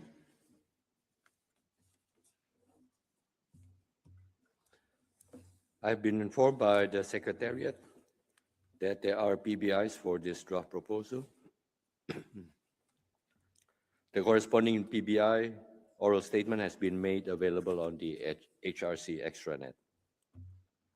And I'll give the floor to members of the Council who wish to take the floor on explanation or vote before the vote on draft proposal L1. I give the floor to the distinguished representative of Spain. Thank you, sir. This is a general comment to the submission of the draft resolution. Spain would like to thank Argentina for submitting draft resolution L1 as it did so 3 years ago. The work of the Working Group on Business and Human Rights has been and is key in developing standards and good practices to properly implement due diligence in all countries which aspire to comprehensively comply with the guiding principles on business and human rights. This year, they are celebrating their 15th anniversary. Spain will continue to support the mandate of the Working Group. The annual Forum on Business and Human Rights has a key role to play. We welcome the fact that this resolution allows for the annual forum to take place because it allows for annual exchanges between a large number of players in Geneva. The guiding principles have made a substantive contribution to the legal developments of the EU and its member states. Spain is currently transposing European legislation. We have national experience in this regard based on the National Plan on Business and Human Rights. We are mindful of the fact that above and beyond legal obligations, the conduct of businesses has changed and has gone beyond mere profits. However, much remains to be done. The guiding principles underpin the working methodology between states and companies. They reflect the responsibility of all players in respecting human rights. They have a focus based on the need to prevent participation of communities that are potentially affected and a guarantee of access to justice in a case of abuse. Spain once again supports and thanks Argentina for submitting draft resolution L1. We support the resolution by consensus and we restate our commitment to a human rights-based economy. I thank you. Thank you. My apologies to the delegation of Spain for missing the signal. I have to admit that there's certain blind spot from this vantage point. So now we turn to explanation of vote before the vote. I now give the floor to members of the council who wish to make explanations of vote before the vote on draft proposal L1, business and human rights. I see no such request. Is there a request for a vote? I see none. May I therefore take it that draft proposal L1 may be adopted without a vote? It is so decided.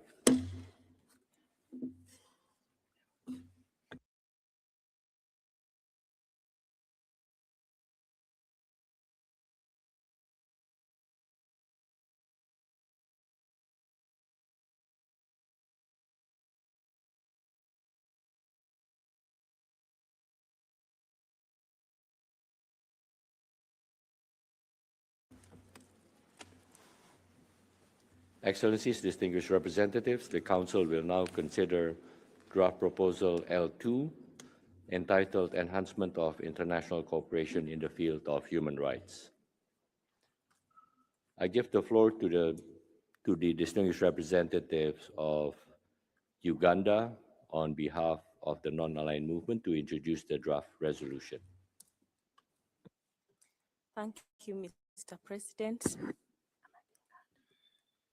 Uganda has the honor to table Resolution A-HRC-62L2 on behalf of the non-aligned movement. The resolution is sponsored by the 120 member states of the NAM and co-sponsored by the State of Palestine. We appreciate the constructive engagement we had with all member states during the informal consultation and reaffirm that NAM remains committed to dialogue with all partners towards possible consensus on this important resolution. This resolution contains text from the previously adopted resolution with minor technical updates. Specifically, the resolution reaffirms the need for the international community to maximize the benefits of globalization through the strengthening and enhancement of international cooperation and global communications.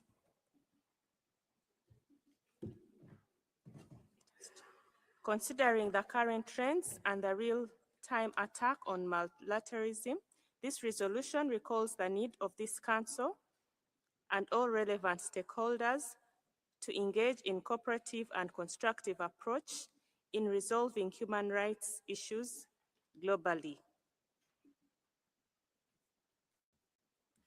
Mr. President, we acknowledge the divergent views on certain concepts and positions, including on the need for a new international economic order and unilateral coercive measures.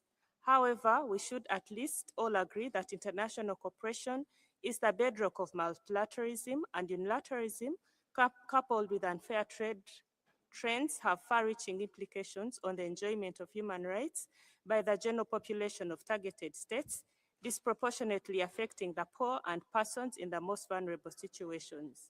It is against this backdrop and our renewed commitment to enhance international cooperation in this Council and beyond that the NAM tables this resolution.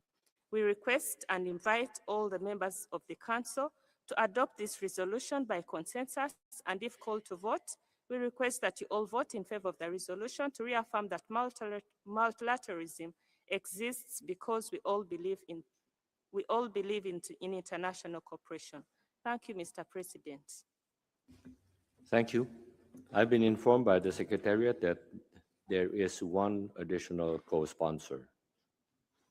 I now give the floor to members of the Council who wish to make general comments.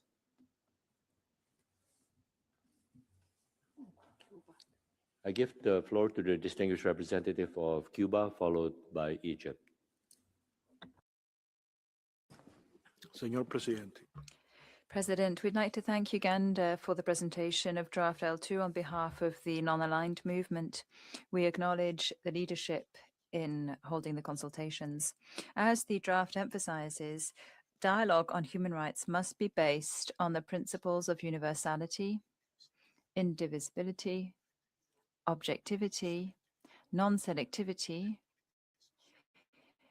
non-politicization, mutual respect, and equal treatment in order to facilitate understanding and constructive cooperation.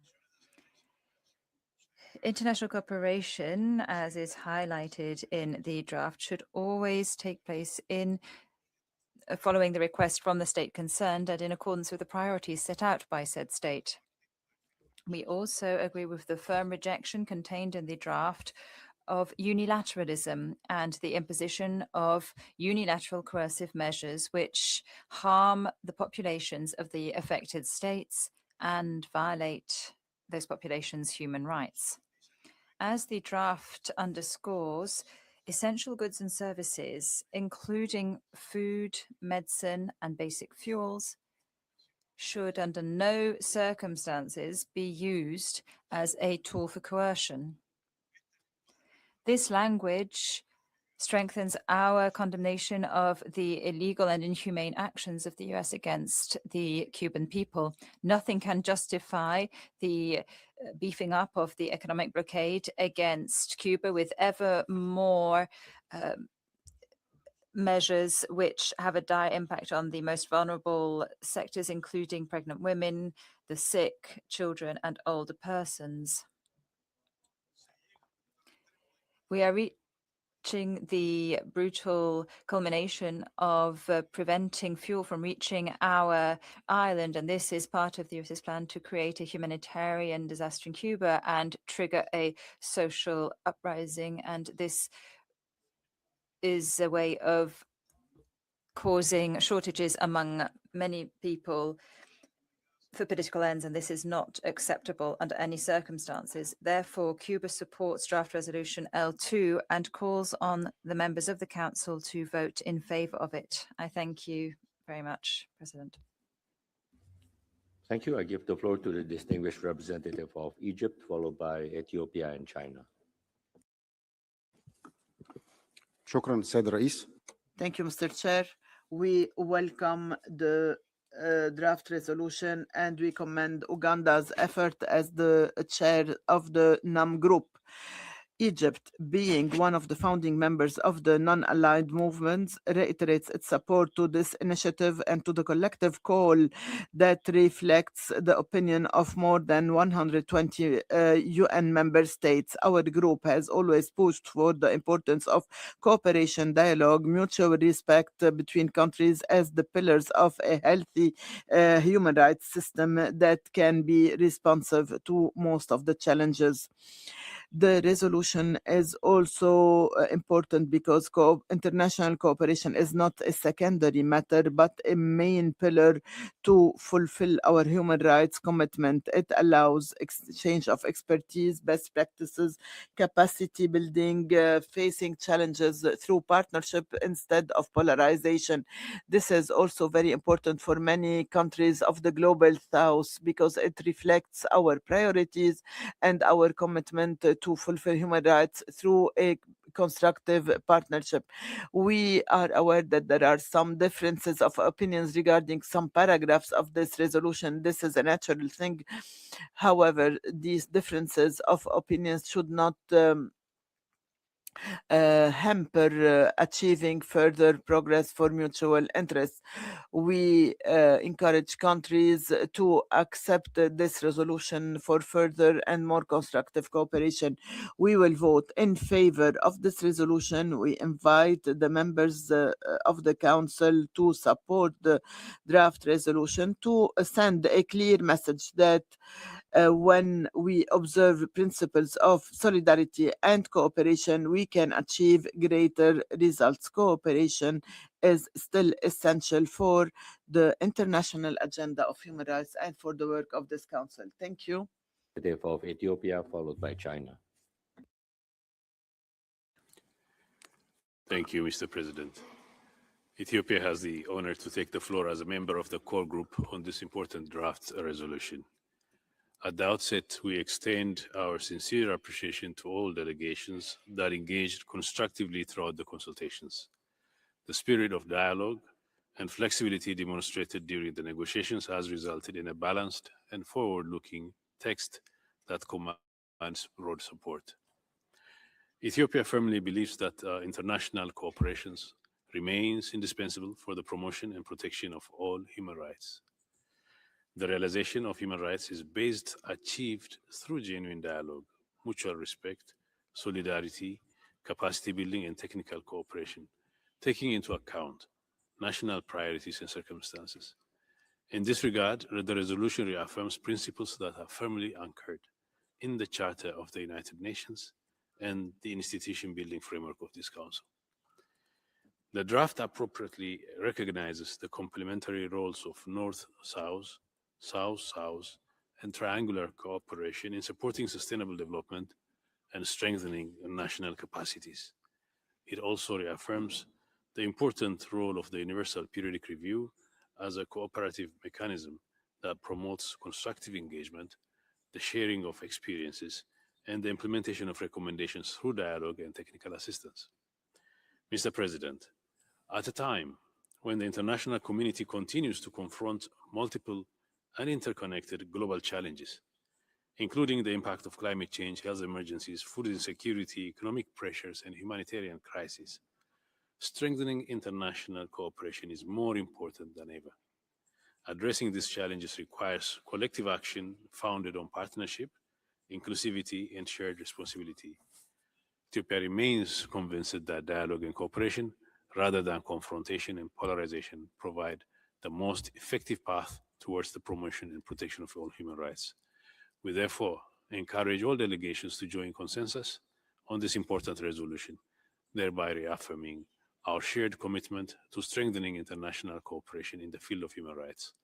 Should a vote be called, Ethiopia respectfully urges all delegations to support the draft resolution. I thank you. Thank you. I give the floor to the distinguished representative of China.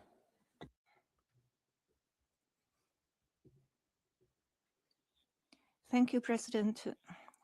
The current geopolitical conflicts emerging one after another and imbalanced global development have led to severe tests to the international human rights protection mechanisms. The international community should unite and cooperate, jointly promote and protect human rights, firmly follow human rights development paths in line with national conditions and people's needs, and oppose the politicization and instrumentalizing human rights.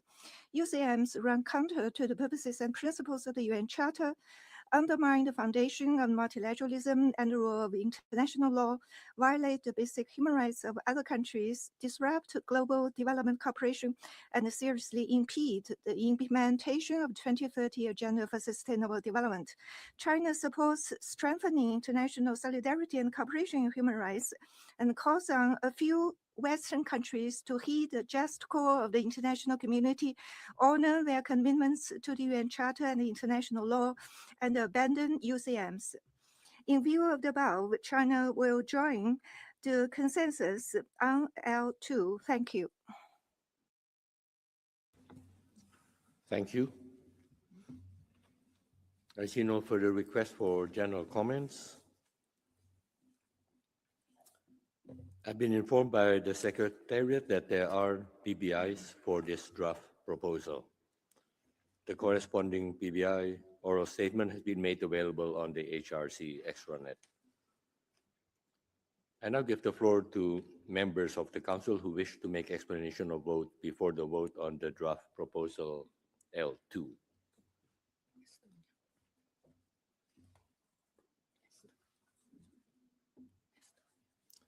I give the floor to the distinguished representative of Estonia. Thank you, Mr. President. I have the honor to speak on behalf of the EU member states that are members of the Human Rights Council. This explanation of vote has been agreed by the EU as a whole. International cooperation remains an essential element of EU's external relations, and we are determined to promote an international system based on strong multilateral cooperation and good global governance. The EU thanks Uganda for holding, on behalf of the non-aligned movement, the informal consultation on this draft resolution. As this was a technical rollover of the resolution, several of our concerns from previous years remain valid. The EU regrets that the resolution contains elements and concepts that lack endorsement by the UN membership as a whole, such as new international economic order. The language on terrorism remains unbalanced and fails to include respect for human rights, international humanitarian law, and international refugee law as the framework within which the fight against terrorism must take place. The EU also regrets that this draft uses biased language on so-called unilateral coercion measures, despite the availability of consensual language on the matter. Finally, we regret that the EU's suggestion to present the resolution on a biannual basis aimed at enhancing the efficiency of the Council's work was not considered by the core group. For the aforementioned reasons, the EU is compelled to call L2 for a vote. The EU member states that are members of this Council will be voting against the resolution, and we call on others to do the same. For future sessions, the EU remains open for a dialogue with the non-aligned movement in order to restore a consensual approach to the issue of international cooperation. Thank you.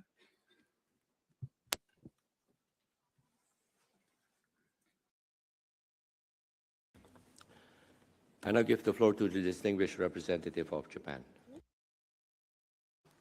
Thank you, Mr. President. We thank Uganda for preparing the draft resolution L2 on behalf of the NAM countries. Japan fully understands the importance of international cooperation and has prioritized its promotion as a central pillar of our foreign policy. We also recognize the crucial need to build a global governance system based on the shared responsibility of all countries.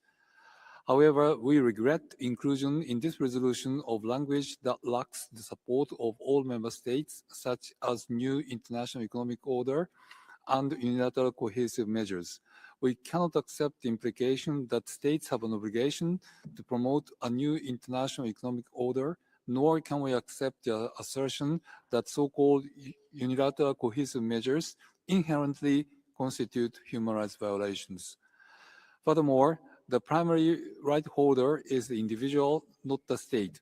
This resolution should have more fully acknowledged that it is the primary responsibility of each individual state to protect and promote the human rights of its citizens. For these reasons, we will vote against this resolution, and we hope other Council members will do the same. I thank you, Mr. President. Thank you. I would like to inform the Council that Chile had withdrawn its co-sponsorship of this draft resolution L2 as reflected in e-delegate and can therefore intervene on this resolution. And I call on the distinguished delegate of Chile. Muchas gracias, señor presidente. Thank you very much, Chairman. Chile would like to explain its vote regarding draft resolution entitled Enhancement of International Cooperation in the Field of Human Rights, presented by Uganda on behalf of the non-aligned movement, of which Chile is a member. And we have decided to dissociate ourselves from this draft. In this context, we would like to begin by reaffirming that my country attaches the greatest significance to international cooperation as a fundamental element for the promotion and protection of human rights. This commitment is the very commitment that leads us to speaking frankly about our vote here. First of all, we regret that this version of the draft was presented without a genuine negotiations process, which meant that member states were not able to make comments or provide input on those elements that required a bit of tweaking. And secondly, the text contains substantive wording that Chile cannot support. The draft condemns certain elements against human rights, suggesting that these stem from the international context and that the primary responsibility to protect and promote human rights stems from the very obligations of states. And we should not lose track either of the fact that the individual is the holder of rights and state has obligations that relate thereto. Therefore, the text regarding an international economic order here is something which Chile cannot share as a framework here. Our commitment to cooperation rests on the multilateral system and an open international interaction. Chair, for these reasons, Chile has decided to abstain when voting for this draft resolution. This does not in any way undermine Chile's firm commitment to international cooperation in the field of human rights, which we consider to be absolutely essential. That is why we'd like to conclude by reaffirming our readiness to engage in constructive dialogue in the future so that this resolution can be adopted by consensus in the future in this Council. Thank you. Thank you. I give the floor to the distinguished representative of Mexico. Gracias, señor presidente. Thank you, President. Mexico would like to thank Uganda on behalf of the Non-Aligned Movement for presenting draft resolution L2 regarding enhancing international cooperation in the field of human rights. Mexico agrees that international cooperation is an essential part of international relations. It enables us to address global challenges in an effective way by focusing on those people who most need help. We also reaffirm that dialogue and cooperation are fundamental elements of this Council's mandate. In the current context, with the proliferation of armed conflicts and threats to international peace and security, of setbacks in human rights standards and serious violations of these rights, and with shrinking development budgets in favor of military expenditure, it seems essential to us that the Human Rights Council should promote international cooperation in the field of human rights. Therefore, Mexico will vote in favor of draft resolution L2. However, we do underscore that the primary responsibility to protect and promote human rights falls on states and that only individuals are rights holders. Therefore, we underscore that international cooperation must be considered in the context of states' obligations to protect and promote human rights. Thank you. Thank you.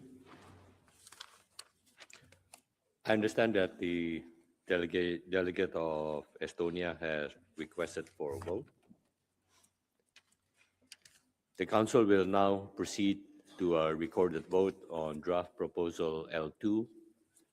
I now ask the Secretariat to open the voting machine. And I ask all delegation to register their vote.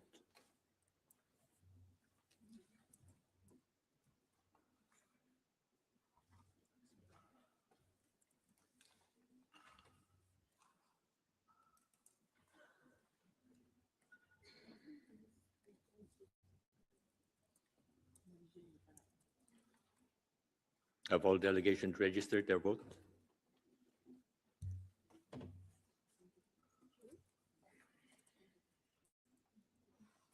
Okay, I ask all delegations to check whether their vote is accurately reflected on screen. If so, I ask the Secretariat to close the voting machine. The voting is now closed.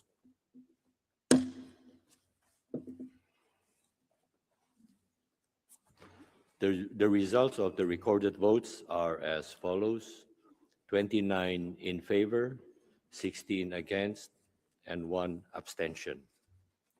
Draft proposal L2 is therefore adopted. A copy of the results of the vote will shortly be uploaded on the extranet.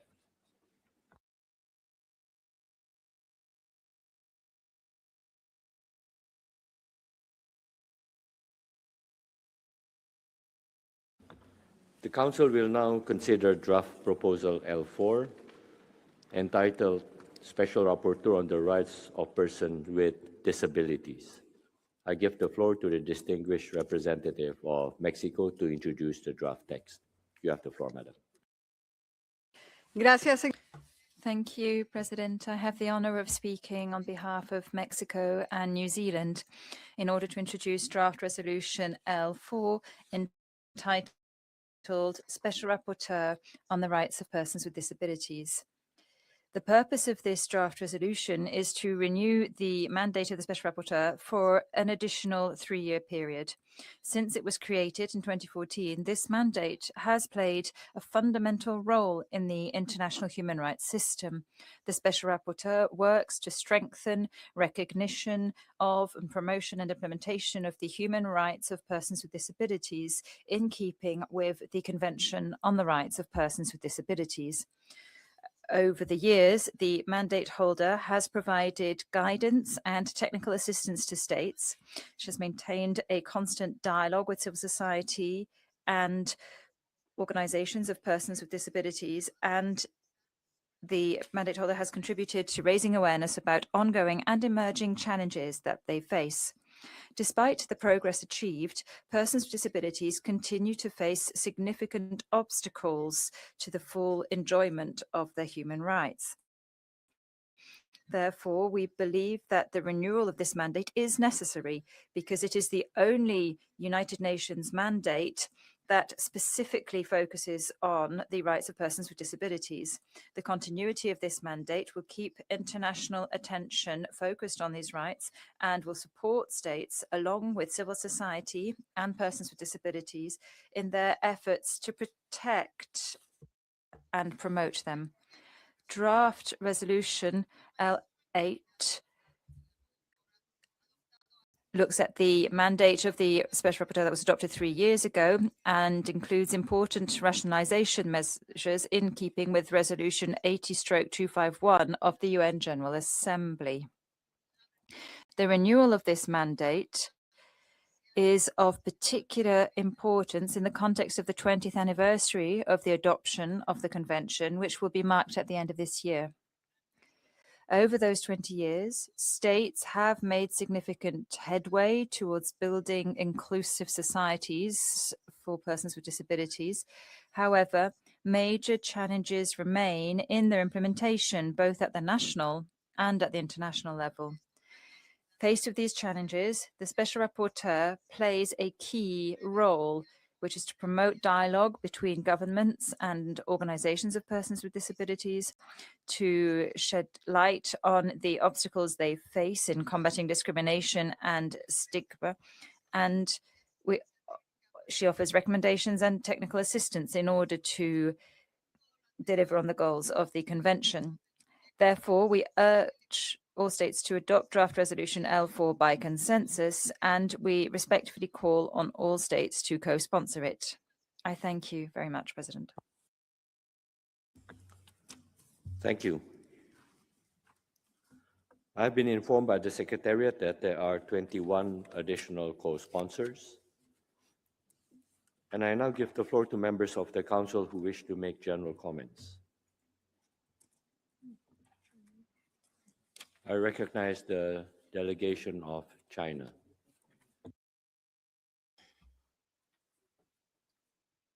Mr. President, China attaches great importance to the rights and interests of people with disabilities, includes their course into the overall national economic and social development plan, and establishes a comprehensive service system for social protection and care for them. Their sense of gain, happiness, and safety continues to increase.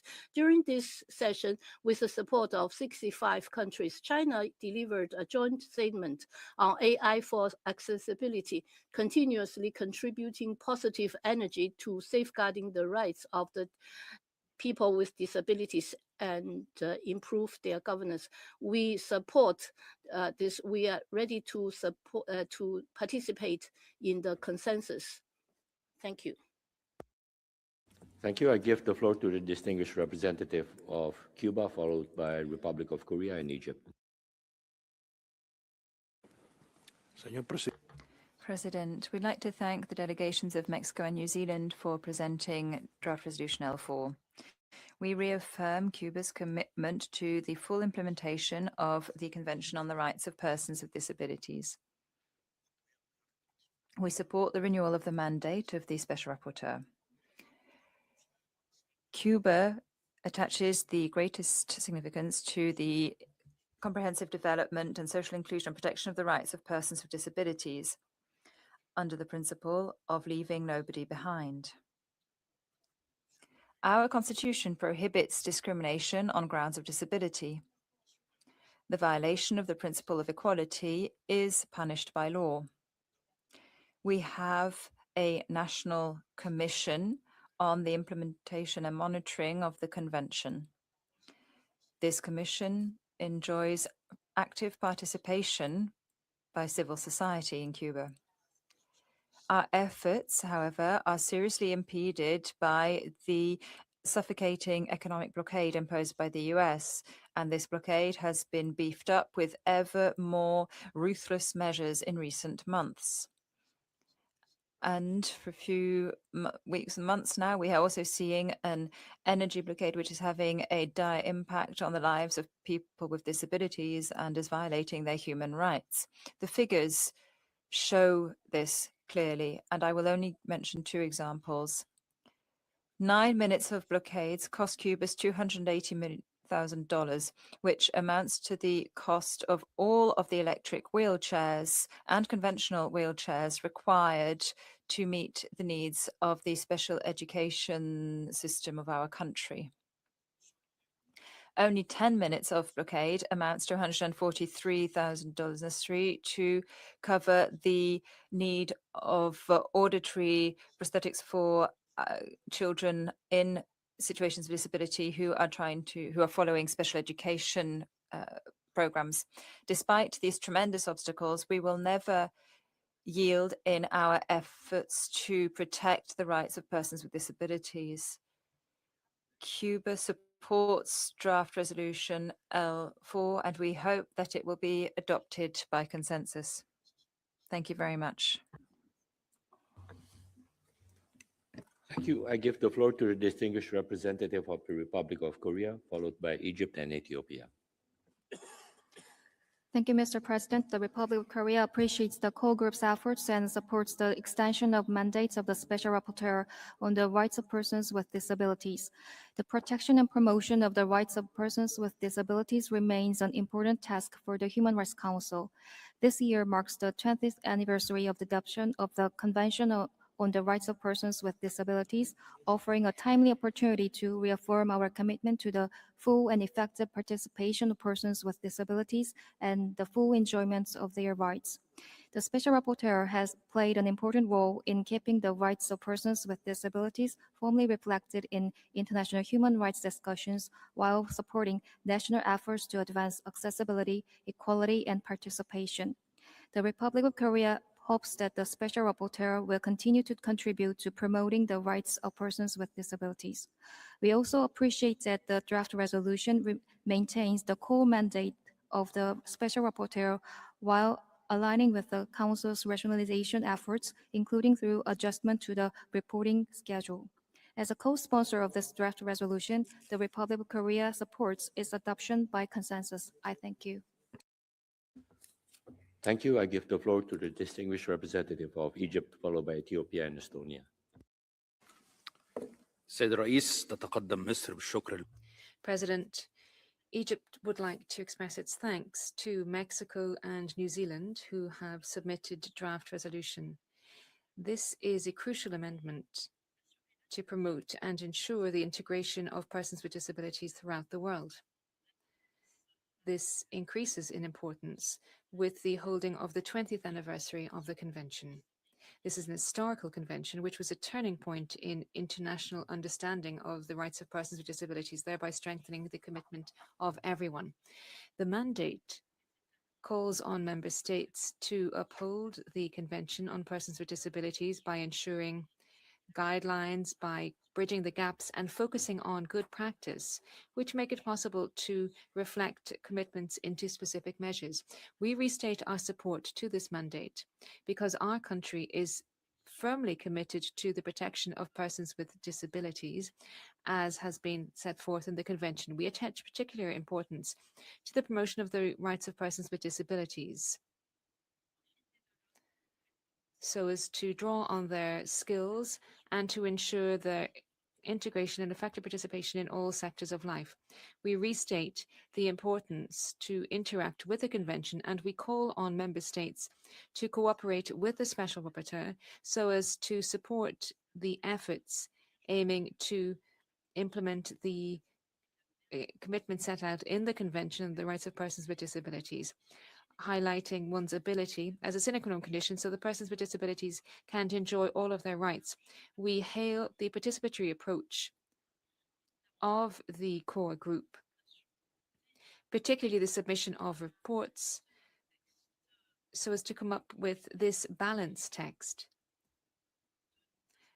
And we wish, and we are very pleased to associate ourselves with this draft to reflect our common responsibility and the commitment of the international community to promote the rights of persons with disabilities, ensuring that no one is left behind. Thank you very much.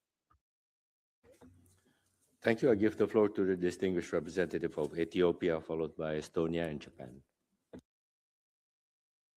Thank you, Mr. President. Ethiopia commends the distinguished delegations of Mexico and New Zealand for their constructive leadership and dedicated efforts in tabling and facilitating this important draft resolution. Ethiopia attaches great importance to the promotion and protection of human rights of persons with disabilities in accordance with the principles of equality, non-discrimination, inclusion, and human dignity. We recognize the valuable role of the Special Rapporteur in advancing international dialogue, sharing good practices, and supporting states upon their request and in accordance with their national priorities in strengthening the realization of the rights of persons with disabilities.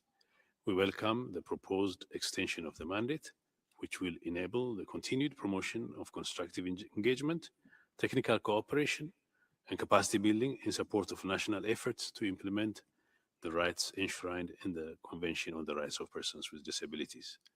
Ethiopia remains committed to working with all partners to advance inclusive development and to ensure that persons with disabilities are empowered to participate fully and effectively in all aspects of society. In this spirit, Ethiopia therefore supports the adoption of this draft resolution by consensus and encourages all delegations to join consensus. Thank you. Thank you. I give the floor to the distinguished representative of Estonia, followed by Japan and Gambia. Thank you, Mr. President. I have the honor to speak on behalf of the EU member states that are members of the Human Rights Council. This general comment has been agreed by the European Union as a whole. The EU and its member states, as parties to the Convention on the Rights of Persons with Disabilities, remain dedicated to ensuring the full and equal enjoyment of all human rights and fundamental freedoms by persons with disabilities. The mandate of the Special Rapporteur has played a key role in highlighting persistent and emerging challenges and in supporting states, civil society, and persons with disabilities in advancing the implementation of the CRPD.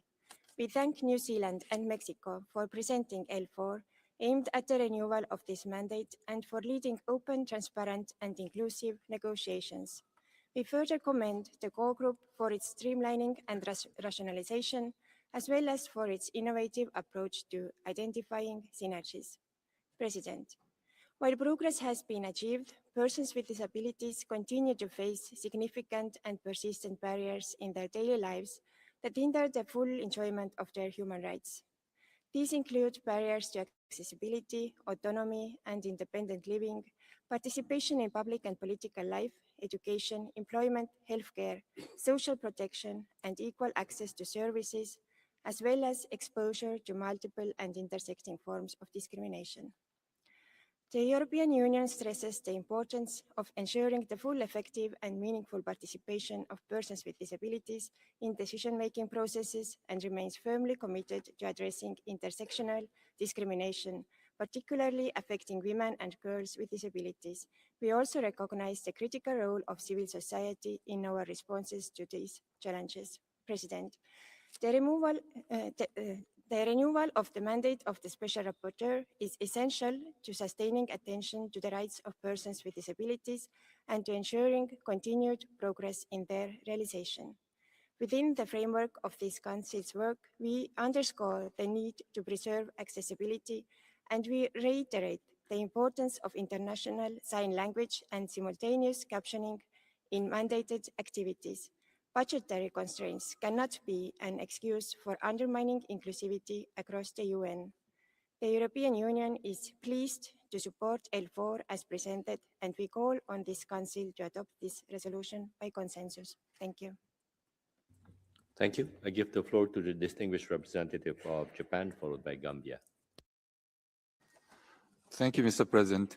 Japan thanks Mexico and New Zealand for presenting draft resolution L4 on the renewal of the mandate of the Special Rapporteur on the rights of persons with disabilities. We particularly commend the core group's rationalization efforts and hope that this critical issue will remain high on the agenda of the Human Rights Council.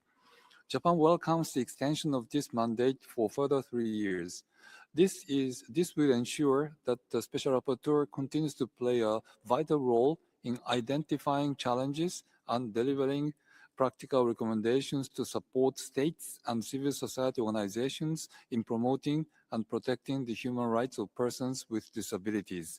Ultimately, these efforts will contribute to the full realization of the Convention of the Rights of Persons with Disabilities.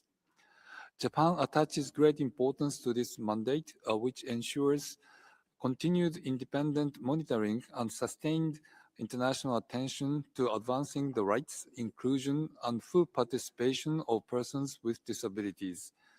We are therefore pleased to join the consensus on this important resolution and encourage all Council members to follow suit. I thank you, Mr. President. Thank you. I give the floor to the distinguished representative of Gambia. Thank you, Mr. President. The Gambia thanks the core group for their leadership on draft resolution L4 on the mandate of the Special Rapporteur on the rights of persons with disabilities and supports the renewal of the mandate for a further period of 3 years. Persons with disabilities continue to face discrimination, exclusion, stigma, and barriers that limit their full and equal participation in society, ranging from physical, legal, and institutional. Therefore, in our view, the rights of persons with disabilities must remain central to the work of this Council. Disability inclusion is a human rights obligation, guaranteeing equal access to education, healthcare, employment, justice, public services, social protection, and participation in decision-making processes. Therefore, the Gambia attaches great importance to the role of the Special Rapporteur in supporting states through country engagement, thematic guidance, and practical recommendations. This is especially important for developing countries that require technical support to build stronger institutions to fully implement the human rights obligations towards persons with disabilities. At the national level, the Gambia remains committed to advancing the rights of persons with disabilities, including through the Persons with Disabilities Act, and focusing on international good practices to ensure the full and effective inclusion of persons with disabilities in our society and the full realization of their rights. Mr. President, the renewal of this mandate will help maintain visibility, accountability, and practical guidance on the rights of persons with disabilities. It will also support the Council's wider commitment to equality, dignity, and leaving no one behind. For these reasons, the Gambia supports draft resolution L4 and encourages its adoption by consensus. Thank you. Thank you.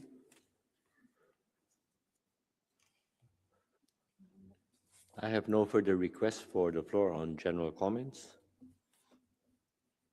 I've been informed by the Secretariat that there are PBIs for this draft proposal. The corresponding PBRO statement has been made available on the HRC extranet. I now give the floor to members of the Council who wish to make explanations of vote before the vote on draft proposal L4.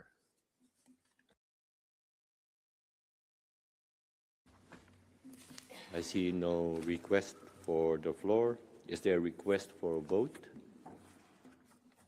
I see none.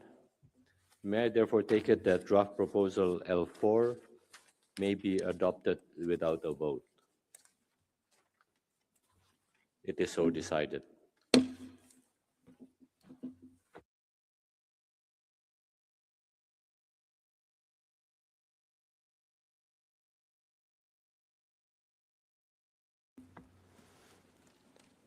Excellencies, the Council will now consider draft L6 as orally revised, entitled the right to education. I give the floor to the distinguished representative of Portugal to introduce the draft text.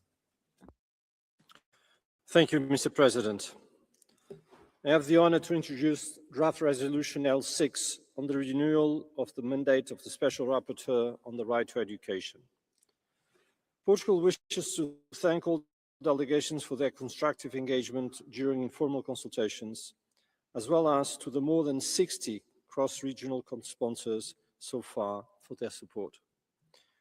With the mandate of the Special Rapporteur on the right to education coming to an end, the main purpose of this triennial initiative, presented as a technical rollover, is to renew it for a further period of 3 years.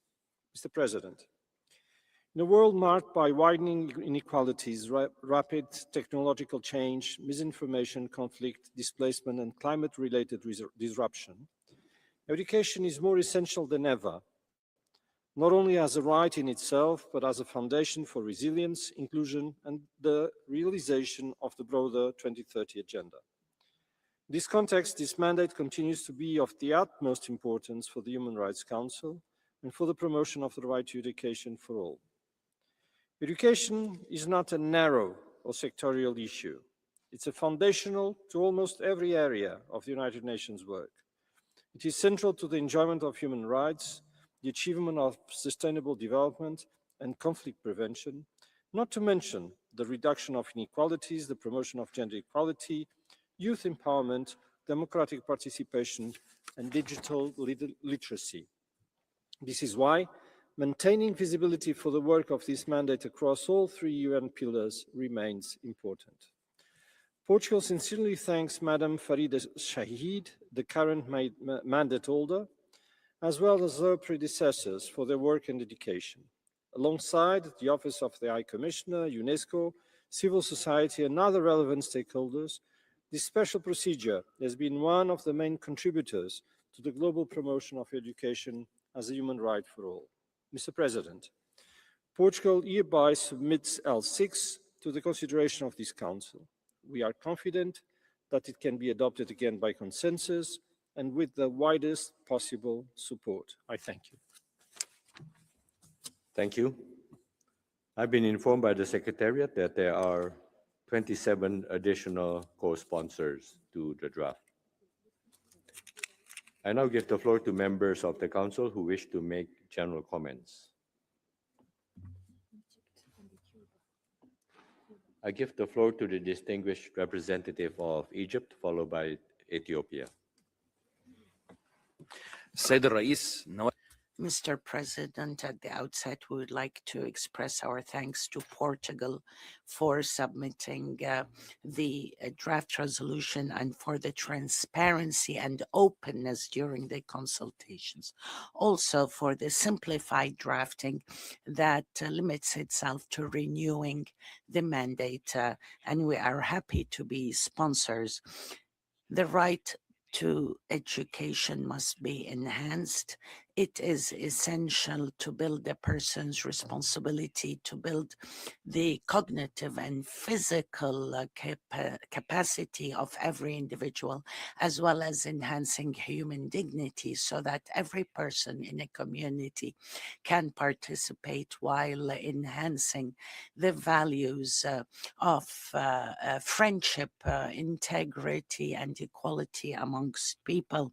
As per the UN Charter, the right to education is not only a means of achieving prosperity, it is also an investment for future generations to have a more peaceful future built on coexistence, and newer generations should be able to have a better understanding to move forward.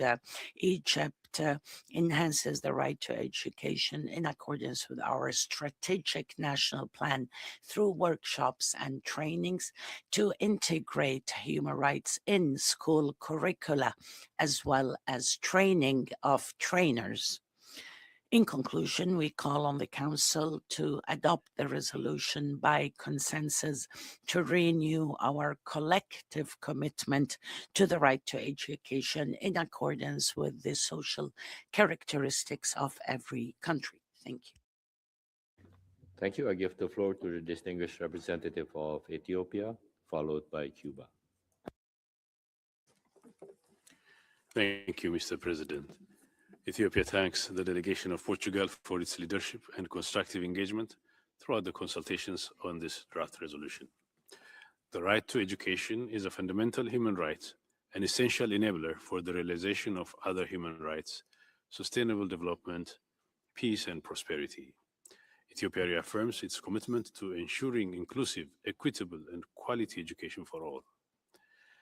In line with its international obligations and aspirations of the 2030 Agenda for Sustainable Development, particularly SDG 4. We recognize the important role of the Special Rapporteur on the right to education in promoting dialogue, sharing good practices, and supporting states in the progressive realization of the right to education. We also reaffirm the importance of the special procedures system and recall that mandate holders should discharge their functions in accordance with Human Rights Council Resolutions 5/1 and 5/2, including the principles of impartiality, objectivity, independence, constructive dialogue, and cooperation with states. Ethiopia further underlines that international cooperation, technical assistance, and capacity building remain indispensable to supporting national efforts to strengthen education systems, particularly in developing countries facing resource constraints and other challenges.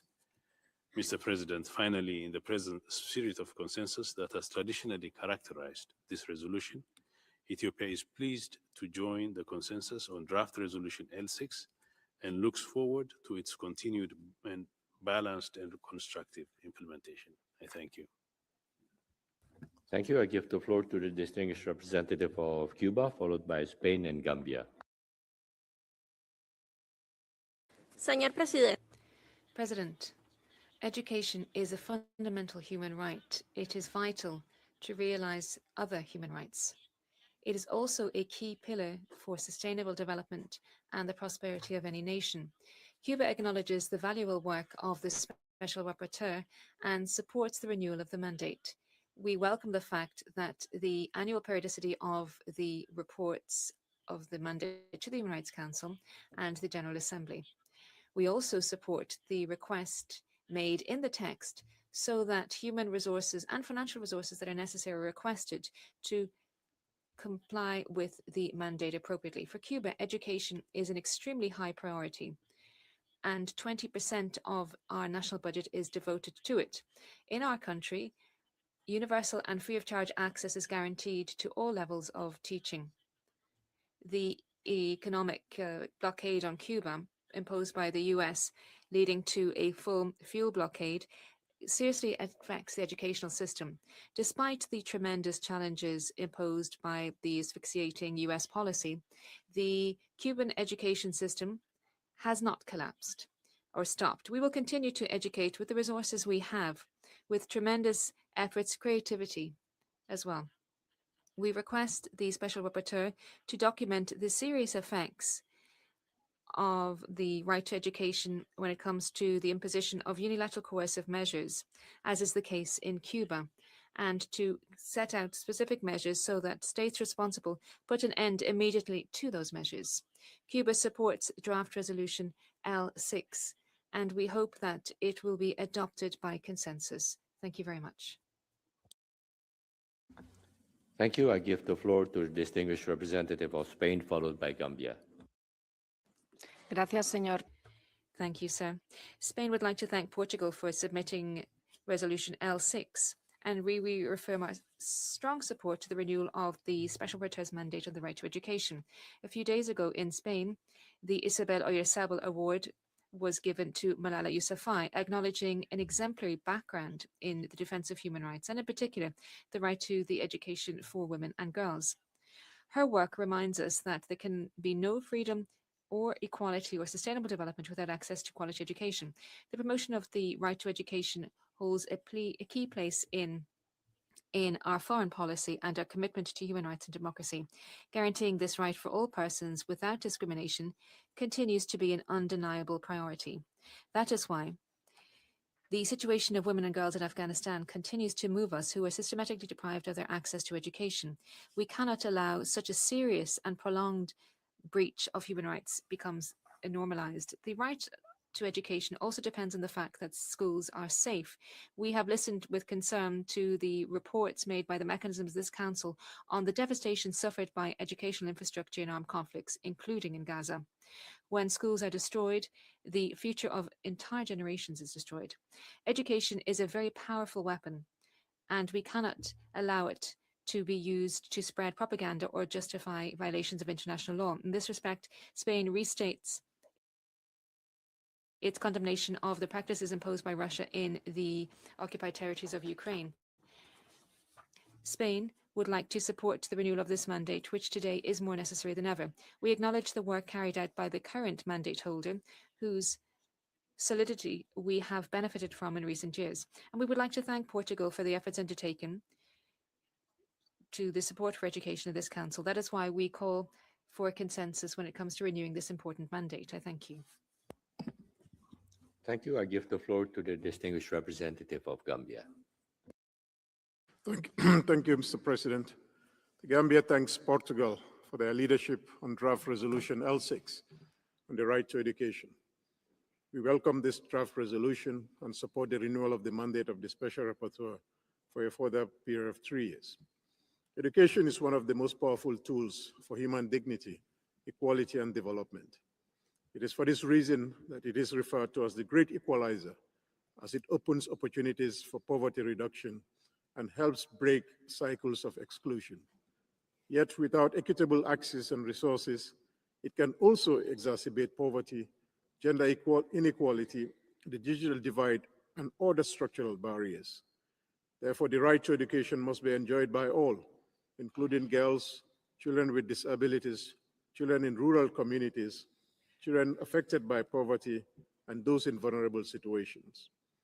The Gambia attaches great importance to inclusive and equitable quality education through the constitutionally guaranteed free and compulsory basic education and affordable tertiary education measures.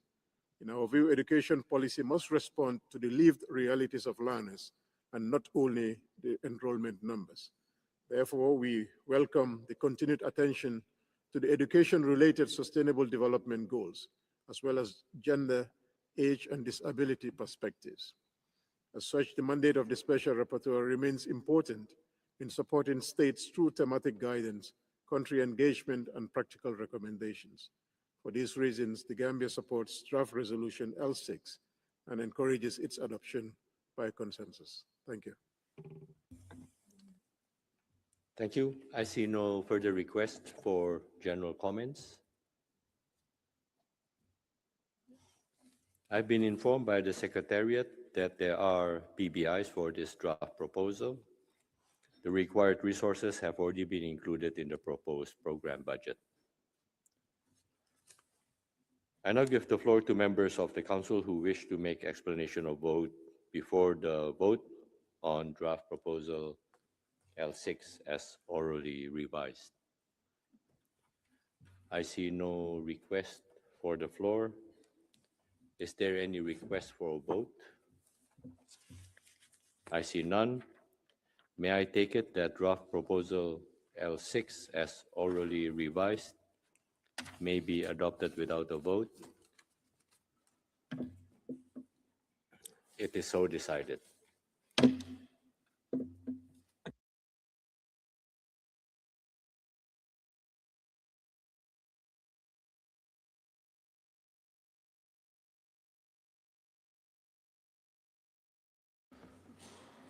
Colleagues, we can now go into draft proposal L6.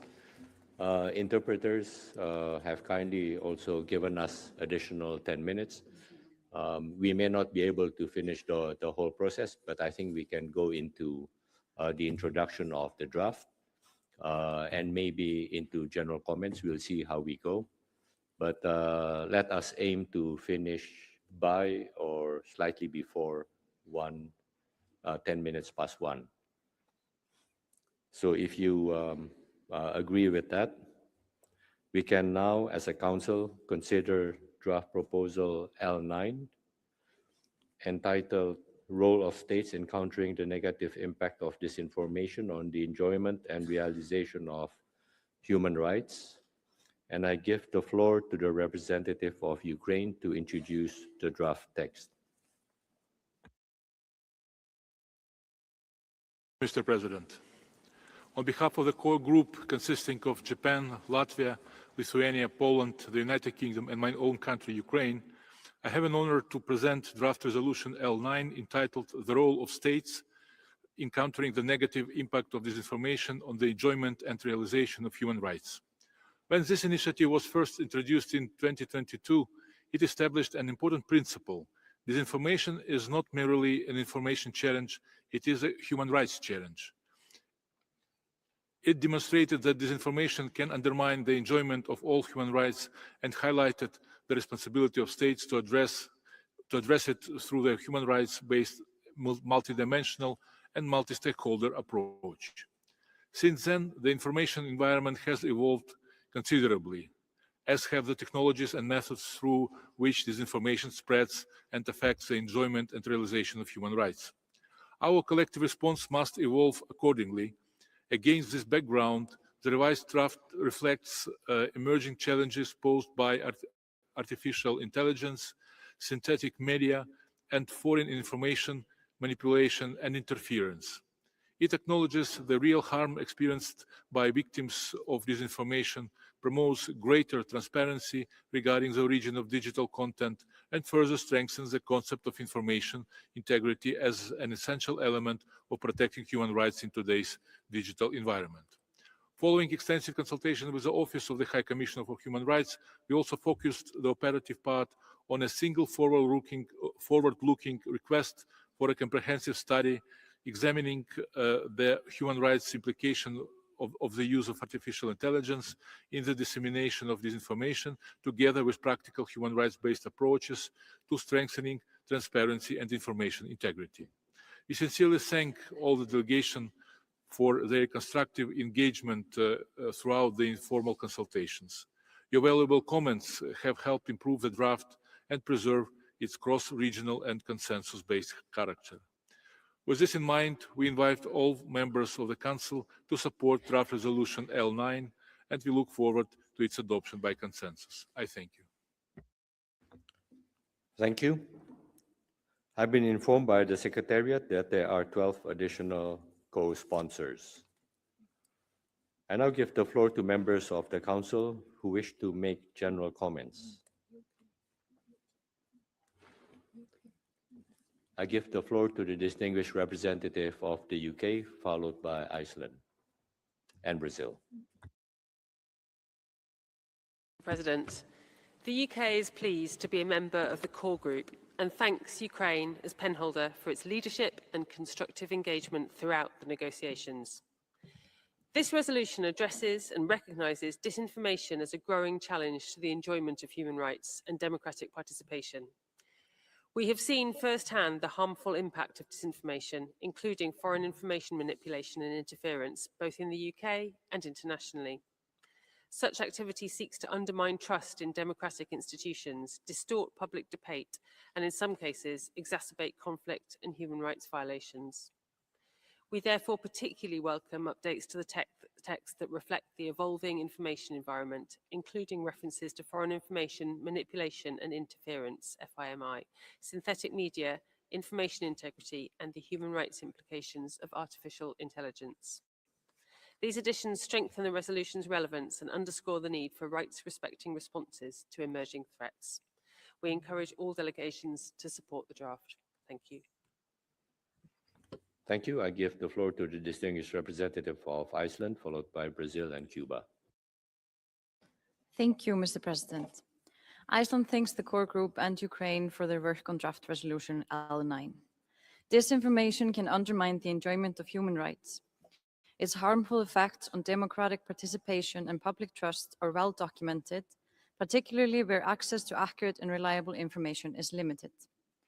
Disinformation campaigns often weaponize narratives around gender roles, gender equality, and sexual orientation to polarize public debate and spread fear. Further, women and girls continue to be disproportionately affected by online violence, including abuse and harassment. As we address these challenges, efforts to counter disinformation must remain firmly grounded in international human rights law and should protect rather than restrict freedom of expression and media freedom. Iceland therefore welcomes the resolution's emphasis on human rights-based and multidimensional approaches, including the promotion of media and information literacy and access to reliable information. Iceland is pleased to join consensus on draft resolution L9 and encourages other members to do the same. I thank you. Thank you. I give the floor to the distinguished representative of Brazil, followed by Cuba. Thank you, Mr. President. Brazil has consistently maintained a firm stance on the imperative to combat disinformation and hate speech. We firmly believe that these phenomena pose severe threats to democratic institutions and to the full enjoyment of human rights, particularly for the most vulnerable groups in our societies. In this regard, the core elements of this draft resolution align with Brazil's national priorities. The text correctly identifies that disinformation and hate speech jeopardize the work of journalists and human rights defenders.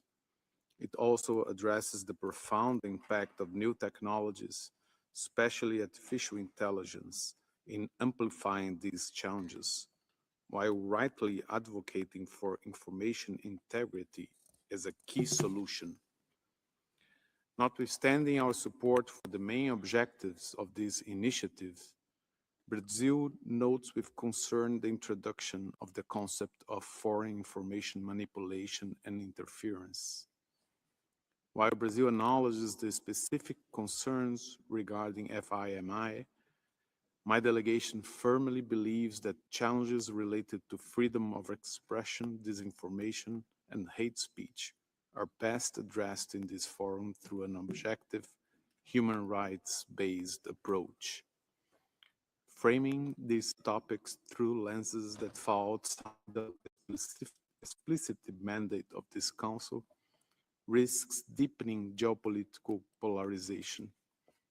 Furthermore, we regret that this concept has been utilized to justify the adoption of unilateral coercive measures, which lack a basis in international law, exacerbate divisions, and severely compromise the enjoyment of human rights. Finally, it remains our understanding that foreign information manipulation and interference lacks consensus and does not constitute universally agreed language. We strongly encourage the core group to seek a renewed consensus-based approach on this critical matter at the next opportunity. Thank you. Thank you. I give the floor to the distinguished representative of Cuba. President, disinformation has become one of the main threats of our time. Technological progress has revolutionized how we communicate, exposing people and nations to a scale that is unprecedented and unimaginable a few years ago. This means that there is unprecedented opportunities for the spread of knowledge and cultural enrichment and sustainable development. But this progress is also facilitating, increasingly, the spread of disinformation with a volume and speed that are unprecedented in history. This has a direct impact on the right of people to truthful information. False information and lies and manipulative information are disseminated with a view to inciting to violence, hostility, and hate. Children and young persons bear the worst of disinformation, the burden of disinformation, because they spend a lot of their lives online. This compels us to act without delay. a few major technological companies and a small number of countries of the North have excessive power and influence over the information ecosystem.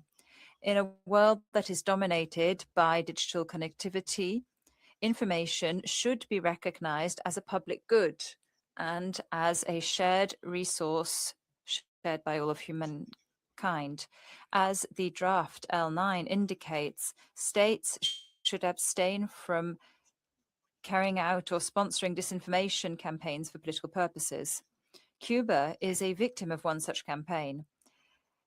A network of digital platforms and TV channels and radio channels and other media, and often they have a destructive objective and are often financed directly and indirectly by the US government, are constantly spreading lies and disinformation with a view to spreading disinformation about Cuba.